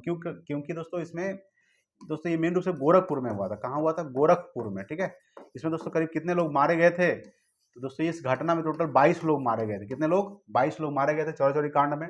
ठीक है, ये आपको ध्यान रखना है। देखिए 40 नंबर सवाल देखिए दोस्तों, 40 आपके सामने है कि भारतीय राष्ट्रीय कांग्रेस के 1931 के कराची अधिवेशन की अध्यक्षता किसने किया था? तो कराची अधिवेशन की जो अध्यक्षता किए थे वो कौन थे? तो कराची अधिवेशन का अध्यक्षता दोस्तों सरदार वल्लभ भाई पटेल किए थे। ठीक है, कराची अधिवेशन कब हुआ था? तो कराची अधिवेशन 1931 में हुआ था। ठीक है, अच्छा जवाहरलाल नेहरू दोस्तों याद रखिएगा 1929 के लाहौर अधिवेशन की अध्यक्षता किए थे। कौन सा अधिवेशन? लाहौर अधिवेशन की अध्यक्षता किए थे दोस्तों जवाहरलाल नेहरू। अंबिका चंद्र मजूमदार दोस्तों याद रखिएगा, ये 1916 में कानपुर अधिवेशन की अध्यक्षता किए थे। 1916 में कानपुर अधिवेशन की अध्यक्षता, कानपुर, ठीक है, कानपुर अधिवेशन की अध्यक्षता किए थे अंबिका चंद्र मजूमदार 1916 का। सरोजिनी नायडू दोस्तों याद रखिएगा, सॉरी दोस्तों लखनऊ अधिवेशन होगा, क्या होगा? लखनऊ अधिवेशन। क्या होगा दोस्तों? लखनऊ अधिवेशन। ठीक है, याद रखिएगा लखनऊ अधिवेशन। और सरोजिनी नायडू दोस्तों याद रखिएगा 1925 का कानपुर अधिवेशन, 1925 का कानपुर अधिवेशन की अध्यक्षता किए थे। ठीक है, ये आपको ध्यान रखना है। उसके बाद दोस्तों महात्मा गांधी बेलगांव अधिवेशन की अध्यक्षता किए थे, बेलगांव अधिवेशन। ठीक है, बेलगांव अधिवेशन की अध्यक्षता, ये आपको ध्यान रखना है। जो कब हुआ था? ये 1924 में हुआ था। बेलगांव अधिवेशन कब हुआ था? 1924 में। ठीक है, ये आपको ध्यान रखना। कानपुर अधिवेशन 1925, अध्यक्षता सरोजिनी नायडू। अगला देखिए 41 नंबर सवाल देखिएगा। देखिए दोस्तों 41 आपके सामने है कि वह कौन सा दर्रा है जो नीलगिरी पर्वत के दक्षिणी भाग में दक्षिण भारत में स्थित है दोस्तों? ये है दोस्तों पाल घाट। कहाँ है? पाल घाट है। ठीक है, ये जो है नीलगिरी पर्वत के दक्षिणी भाग में दक्षिण भारत में है दोस्तों पाल घाट। आइए कुछ इंपॉर्टेंट पॉइंट देखते हैं, जैसे कि देखिए पाल घाट जो है मेन रूप से ये कोयम्बटूर एवं कोचीन के बीच का संपर्क मार्ग है। कोयम्बटूर एवं कोचीन के बीच का संपर्क मार्ग क्या है दोस्तों? ये मेन रूप से पाल घाट है। ठीक है, आइए कुछ देखते हैं इंपॉर्टेंट पॉइंट्स, जिससे बात करेंगे, यहाँ पे समझिएगा। देखिए देखिए दोस्तों थाल घाट, देखिएगा थाल घाट जो है दोस्तों, थाल घाट ये नासिक एवं मुंबई के बीच का संपर्क मार्ग है। ठीक है, नासिक एवं मुंबई के बीच का संपर्क मार्ग क्या है? वो दोस्तों थाल घाट, ये आपको ध्यान रखना है। भोर घाट दोस्तों ये मुंबई और पुणे के बीच का संपर्क मार्ग है, याद रखिएगा। सेनकोट्टा घाट दोस्तों याद रखिएगा, ये त्रिवेंद्रम एवं मदुरई, ठीक है, यानी त्रिवेंद्रम एवं मदुरई के बीच का संपर्क मार्ग कौन सा है, तो सेनकोट्टा घाट। नीलगिरी पर्वत दोस्तों याद रखिएगा, ये पूर्वी घाट एवं पश्चिमी घाट का मिलन स्थल है नीलगिरी पर्वत, ठीक है। पूर्वी घाट एवं पश्चिमी घाट का मिलन स्थल क्या है, नीलगिरी पर्वत। चलिए अगला देखिएगा 42 नंबर सवाल। देखिए दोस्तों 42 आपके सामने है कि कौन सा परमाणु ऊर्जा केंद्र पूर्णतः भारत के द्वारा निर्मित किया गया दोस्तों, कल्पक्कम। कौन सा किया गया है, कल्पक्कम दोस्तों याद रखिएगा। ये मेरे कहाँ है, तमिलनाडु में है दोस्तों, तमिलनाडु दोस्तों कहाँ है, तमिलनाडु में। कुडनकुलम दोस्तों ये भी कहाँ है, ये भी दोस्तों तमिलनाडु में, कुडनकुलम याद रखिएगा। नरौरा दोस्तों ये यूपी में है, कहाँ है, यूपी में है, उत्तर प्रदेश। और कैगा दोस्तों कहाँ है, ये याद रखिएगा कर्नाटक में है। कैगा कहाँ है दोस्तों, कर्नाटक, ठीक है, ये आपको ध्यान रखना है। कैगा कर्नाटक में, नरौरा दोस्तों यूपी, कुडनकुलम और कल्पक्कम दोनों कहाँ है, तमिलनाडु में। चलिए अगला देखिए 43 नंबर सवाल। देखिए 43 आपके सामने है कि स्वर्ण क्रांति किससे संबंधित है दोस्तों, तो ये बागवानी से संबंधित है, ठीक है।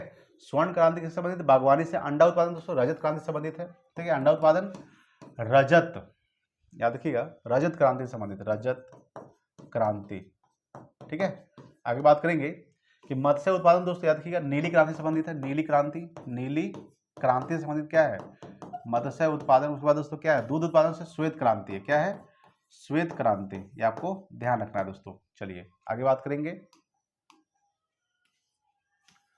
देखिए 44 नंबर सवाल। 44 आपके सामने है कि किसी भी मानचित्र पर एक जैसे वर्षा वाले स्थानों को जोड़ने वाली रेखाएं क्या कहलाती है दोस्तों, समवर्षा रेखा कहलाती है। क्या कहलाती है, समवर्षा रेखा कहलाती है, ठीक है। चलिए आगे देखिए 45 नंबर सवाल। देखिए 45 आपके सामने क्या कह रहा है, 45 आपके सामने है कि निम्नलिखित में से खरीफ फसल कौन सी है दोस्तों। देखिए बाजरा दोस्तों, धान, सोयाबीन, मूंगफली, सब क्या है दोस्तों, ये सब खरीफ फसल है। कौन सा फसल है, खरीफ फसल। गेहूं दोस्तों, सरसों, जौ और आलू, ये जो आपका है दोस्तों, चारों जो है मेरे से पांचों चारों, ये सब क्या है, ये रबी फसल का उदाहरण है, रबी फसल, ठीक है।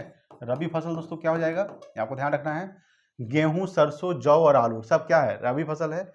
खीरा और ककड़ी की बात करते हैं दोस्तों, ये जायद फसल है, जायद फसल, ठीक है, ये आपको ध्यान रखना है, जायद फसल, ठीक है। यहाँ पे समझिएगा कि खरीफ फसल क्या क्या हो जाएगा, बाजरा, धान, सोया, मूंगफली सब क्या है, खरीफ फसल है। गेहूं, सरसों, जौ और आलू रबी फसल है। ककड़ी और खीरा सब क्या है दोस्तों, जायद फसल है, ठीक है, याद रखिएगा। चलिए अगला सवाल देखिएगा 46 नंबर। देखिए दोस्तों 46 आपके सामने है कि निम्नलिखित में से किस भारतीय राज्य की सीमा भूटान के साथ नहीं लगती है दोस्तों, तो मेघालय के साथ नहीं लगती है, ठीक है, याद रखिएगा। मेघालय की जो सीमा है मेरे दोस्तों, ये बांग्लादेश के साथ लगती है, किसके साथ, बांग्लादेश के साथ लगती है, ठीक है, ये आपको ध्यान रखना है। सबसे ज्यादा जो भूटान की जो सीमा है दोस्तों किसके साथ लगती है, सबसे ज्यादा जो लगती है वो असम के साथ लगती है, किसके साथ, असम के साथ लगती है, ठीक है। ये आपको भूटान की राजधानी क्या है दोस्तों, भूटान की राजधानी थिम्पू है, थिम्पू, ठीक है, याद रखिएगा, थिम्पू क्या है, ये भूटान की राजधानी है, ठीक है। तो पूछेगा सवाल कि भूटान के साथ नहीं लगती है, तो मेघालय की सीमा जो है भूटान के साथ नहीं लगती है दोस्तों, ठीक है, याद रखिएगा। चलिए अगला सवाल देखिएगा 47 आपके सामने, सुब्रोत कप किस खेल से संबंधित है दोस्तों, ठीक है। सुब्रोत तो जो कप है किस खेल से संबंधित है, तो ये दोस्तों फुटबॉल से है। संतोष ट्रॉफी दोस्तों याद रखिएगा, संतोष ट्रॉफी दोस्तों, संतोष ट्रॉफी किससे संबंधित है दोस्तों, सुब्रोतो फुटबॉल संबंधित है। उसके बाद दोस्तों डुरंड कप, ये भी किससे संबंधित है दोस्तों, फुटबॉल से ही संबंधित है। डुरंड कप, संतोष ट्रॉफी, सुब्रोतो कप फुटबॉल से संबंधित है, ठीक है, ये आपको ध्यान रखना है। चलिए अब देखिएगा 48 नंबर। देखिए दोस्तों 48 आपके सामने है कि विद्युत मोटर में है दोस्तों, विद्युत मोटर में विद्युत ऊर्जा को यांत्रिक ऊर्जा में बदलता है। विद्युत मोटर क्या करता है, यांत्रिक ऊर्जा को, यानी विद्युत ऊर्जा को यांत्रिक ऊर्जा बदलता है। और डायनमो दोस्तों क्या करता है, यांत्रिक ऊर्जा को विद्युत ऊर्जा में बदलता है, डायनमो, ठीक है, याद रखिएगा। डायनमो जो है, डायनमो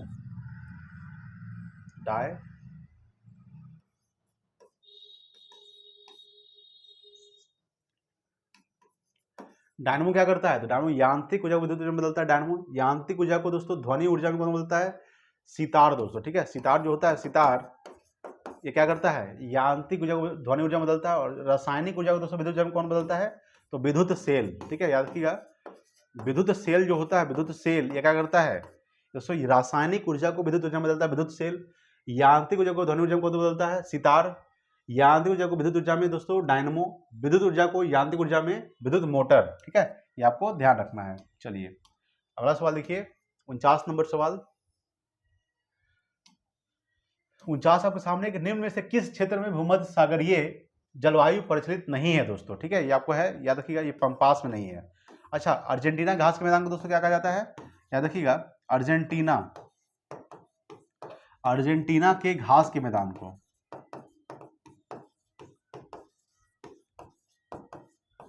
अर्जेंटीना घास के मैदान को दोस्तों पंपास कहा जाता है। अर्जेंटीना राजधानी क्या होता है, अर्जेंटीना दोस्तों ब्यूनस आयर्स होता है। ठीक है, ब्यूनस आयर्स। ठीक है, ये आपको ध्यान रखना है। उसके बाद दोस्तों चिली दोस्तों क्या है, चिली की राजधानी क्या होता है, चिली की राजधानी सैंटियागो होता है, सैंटियागो। ठीक है, ये आपको ध्यान रखना, सैंटियागो। ठीक है, सैंटियागो जो होता है ये चिली की राजधानी होता है दोस्तों। केप टाउन दोस्तों किसकी राजधानी है, ये दक्षिण अफ्रीका की राजधानी है। दक्षिण अफ्रीका की राजधानी क्या है दोस्तों, दक्षिण केप टाउन।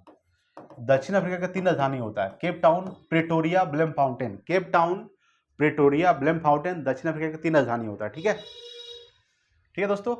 अच्छा, एडिलेड क्या है दोस्तों, एडिलेड जो है ये दक्षिण ऑस्ट्रेलिया की राजधानी है। याद रखिएगा कि दक्षिण ऑस्ट्रेलिया राजधानी। ठीक है, सवाल क्या है कि दक्षिण ऑस्ट्रेलिया राजधानी क्या है, एडिलेड है। ठीक है, ये आपको ध्यान रखना। सवाल क्या था कि किस क्षेत्र में भूमध्य सागरीय जलवायु प्रचलित नहीं है, तो पंपास में जो है ये भूमध्य सागरीय जलवायु प्रचलित नहीं है, बल्कि मध्य चिली में है दोस्तों, केप टाउन में भी है और एडिलेड में भी है। ठीक है, ये आपको ध्यान रखना है। चलिए अगला सवाल देखिएगा 50 नंबर सवाल देखिए। 50 आपके सामने है कि poverty and un-British rule in India पुस्तक के लेखक कौन है दोस्तों, दादा भाई नौरोजी है। कौन है, दादा भाई नौरोजी। इनको ग्रैंड ओल्ड मैन ऑफ कहा जाता है। ग्रैंड ओल्ड मैन किसे कहा जाता है, दादा भाई नौरोजी को। ठीक है, याद रखिएगा। लाला लाजपत दोस्तों पंजाब केसरी, याद रखिएगा पंजाब केसरी लाला लाजपत राय को कहा जाता है, पंजाब केसरी के नाम से जाना जाता है लाला लाजपत राय। ठीक है, याद रखिएगा। बाल गंगाधर तिलक, इनका जो पुस्तक पत्रिका का नाम है केसरी और मराठा, केसरी मराठा। ठीक है, ये आपको ध्यान रखना है। उसके बाद दोस्तों राजा राम मोहन राय 1828 में ब्राह्म समाज का स्थापना किए थे। 1829 में दोस्तों सती प्रथा को अंत कर दिए थे लॉर्ड विलियम के सहयोग से। राजा राम मोहन राय राजा को उपाधि अकबर द्वितीय ने दिया था। ठीक है, राजा राम मोहन राय के राजा को उपाधि अकबर द्वितीय। राजा राम मोहन राय अगर पूछेंगे इसकी पुस्तक का क्या नाम है, संवाद कौमुदी दोस्तों, संवाद कौमुदी। ठीक है, ये आपको ध्यान रखना है। तो poverty and un British rule in India पुस्तक के लेखक कौन है, दादा भाई नौरोजी है। चलिए अगला सवाल देखिएगा 51। फरेजी आंदोलन की शुरुआत किसने की थी दोस्तों। सवाल क्या है कि फरेजी आंदोलन की शुरुआत किसने की थी, ये हाजी शरीतुल्लाह ने किया था। किसने किया था, हाजी शरीतुल्लाह ने फरेजी आंदोलन की शुरुआत किया था। ठीक है, चलिए अगला देखिएगा 52 नंबर सवाल। कश्मीर का अकबर, याद रखिएगा दोस्तों कि कश्मीर का अकबर के नाम से कौन प्रसिद्ध है दोस्तों। याद रखिएगा ये है सुल्तान जैनुल अब्दीन। सुल्तान जैनुल अब्दीन जो है ये कश्मीर का अकबर के नाम से प्रसिद्ध है। इन्होंने दोस्तों याद रखिए क्या किया था, तो राज तरंगिनी दोस्तों, राज तरंगिनी और महाभारत को, याद रखिएगा राज तरंगिनी और महाभारत को फारसी में अनुवाद यही किए थे। ठीक है, याद रखिएगा कि राज तरंगिनी को और महाभारत को जो फारसी में जो अनुवाद किए थे, कौन किए थे, ये सुल्तान जैनुल अब्दीन ने किए थे। इनको दोस्तों कश्मीर का अकबर भी कहा जाता है। अच्छा, राज तरंगिनी दोस्तों पुस्तक के लेखक कौन है, तो कलहन दोस्तों, कलहन नहीं कलहन। ठीक है, और राज तरंगिनी दोस्तों कश्मीर के इतिहास के बारे में बताता है। कश्मीर का इतिहास जो है, कश्मीर का इतिहास, ठीक है, ये आपको ध्यान रखना है। कश्मीर का जो इतिहास है दोस्तों ये राज तरंगिनी में बताता है। और राज तरंगिनी और महाभारत के जो फारसी में अनुवाद किए थे वो कौन किए थे, सुल्तान जैनुल अब्दीन। ठीक है, याद रखिएगा। कलहन के पुस्तक नाम दोस्तों राज तरंगिनी है। ठीक है, महाभारत का सीता वेद व्यास, ये आपको ध्यान रखना है दोस्तों। चलिए अगला सवाल देखिएगा 53 नंबर सवाल देखिए। चीनी का कटोरा दोस्तों, सवाल क्या है, चीनी का कटोरा किसे कहा जाता है, भारत में चीनी का कटोरा दोस्तों किसे कहा जाता है, तो उत्तर प्रदेश को कहा जाता है। याद रखिएगा। सबसे ज्यादा दोस्तों चीनी मिल कहाँ है, तो सबसे ज्यादा चीनी मिल है दोस्तों महाराष्ट्र में। ये आपको ध्यान रखना है कि सबसे ज्यादा चीनी का भी उत्पादन कौन करता है, महाराष्ट्र ही करता है। और सबसे ज्यादा चीनी मिल कहाँ है, वो भी महाराष्ट्र में ही है। ठीक है, ये आपको ध्यान रखना है। और चीनी का कटोरा दोस्तों उत्तर प्रदेश को कहा जाता है, याद रखिएगा। अच्छा, किस देश को चीनी का कटोरा कहा जाता है, तो क्यूबा को। ठीक है, क्यूबा को दोस्तों क्या कहा जाता है, क्यूबा को चीनी का कटोरा कहा जाता है, याद रखिए। कीवर्ड राजधानी क्या होता है? हवाना होता है। क्या होता है? हवाना। इसे चीनी का कटोरा कहा जाता है, चीनी का कटोरा। देश पूछेगा दोस्तों क्या हो जाएगा? देश पूछेगा तो क्यूबा हो जाएगा, जिसका राजधानी क्या होता है? हवाना। और राज्य पूछेगा चीनी का कटोरा, उत्तर प्रदेश को कहा जाता है। किसे कहा जाता है? उत्तर प्रदेश। ठीक है, ये आपको ध्यान रखना दोस्तों। सबसे ज्यादा दोस्तों गन्ना का उत्पादन कहाँ होता है? गन्ना का खेती दोस्तों। गेहूं का खेती कहाँ होता है सबसे ज्यादा? यही दोस्तों कहाँ होता है? उत्तर प्रदेश में ही होता है। ठीक है, ये आपको ध्यान रखना है। चलिए अगला सवाल लिखेंगे। 54 नंबर सवाल देखिए। 54 आपके सामने है कि बिहार पर बख्तियार खिलजी के हमले का पहला विवरण किससे प्राप्त होता है दोस्तों? बिहार पर तो ये होता है दोस्तों तबकात ए नासिरी से। याद रखिएगा, तबकात ए नासिरी से दोस्तों बिहार पर बख्तियार खिलजी के हमले का पहला विवरण प्राप्त होता है दोस्तों। इन्होंने जो हमला किया था, याद रखिएगा, 1199 से याद रखिएगा 1203 तक, इसी के बीच में दोस्तों, ठीक है, बख्तियार खिलजी ने हमला किया था। ठीक है, किस पे? तो यानी बिहार पर बख्तियार खिलजी, यानी कि आपको पता है कि बख्तियार खिलजी ने नालंदा विश्वविद्यालय को ध्वस्त कर दिया था। नालंदा विश्वविद्यालय पर संस्थापक कौन थे? कुमारगुप्त प्रथम थे दोस्तों। और धर्मपाल ने विक्रमशिला विश्वविद्यालय की स्थापना किए थे। ठीक है, तो नालंदा विश्वविद्यालय के जो पूरा हमला किया था वह तबाह कर दिया था 1199 के बीच में और 1203 के बीच में ही किया था। ठीक है, ये आपको ध्यान रखना है। 54 नंबर सवाल। अगर देखिएगा 55 नंबर। 55 आपके सामने है कि बिहार का अधिकांश क्षेत्र किस मिट्टी से आच्छादित है दोस्तों? ये है दोस्तों आपका कछारी मिट्टी से। कौन सी मिट्टी से? कछारी मिट्टी। कछारी मिट्टी को दोस्तों जलोढ़ मिट्टी कहा जाता है। जलोढ़ मिट्टी किसी को कहा जाता है? जलोढ़ मिट्टी दोस्तों। और सबसे ज्यादा जो भारत में मिट्टी पाया जाता है वो दोस्तों जलोढ़ मिट्टी पाया जाता है। कितना परसेंट? 40%। भारत में 40%। ठीक है, कितना परसेंट? 40%। यानी कि भारत में सबसे ज्यादा मिट्टी कौन पाया जाता है? जलोढ़ मिट्टी, कछारी मिट्टी, उसी को बोलते हैं। कितना परसेंट? 40%। ठीक है, ये आपको ध्यान रखना। और बिहार का अधिकांश भाग कछारी मिट्टी से है दोस्तों। रेगुर मिट्टी को दोस्तों कौन सा मिट्टी कहा जाता है? काली मिट्टी। रेगुर मिट्टी से कहा जाता है काली मिट्टी, काली मिट्टी दोस्तों। ठीक है, ये आपको ध्यान रखना दोस्तों। याद रखिए, अगर बात करेंगे काली मिट्टी दोस्तों किसकी खेती की जाती है? तो कपास की खेती की जाती है। किसकी खेती? कपास की खेती की जाती है। ठीक है, ये आपको ध्यान रखना है। टोटल दोस्तों हमने 55 प्रश्नों को रिसर्च कर लिया दोस्तों। ठीक है, एक बार जबरदस्त तरीके से वीडियो को शेयर कर दीजिए दोस्तों। और मैं जो सवाल आपसे पूछा हूँ, ठीक है, बीच क्लास में, उसका आंसर प्लीज कमेंट बॉक्स में बता दीजिएगा क्या है उसका आंसर है। ठीक है, तो दोस्तों आज के लिए इतना ही। मिलते हैं अगले वीडियो में, तब तक के लिए जय हिंद, वंदे मातरम।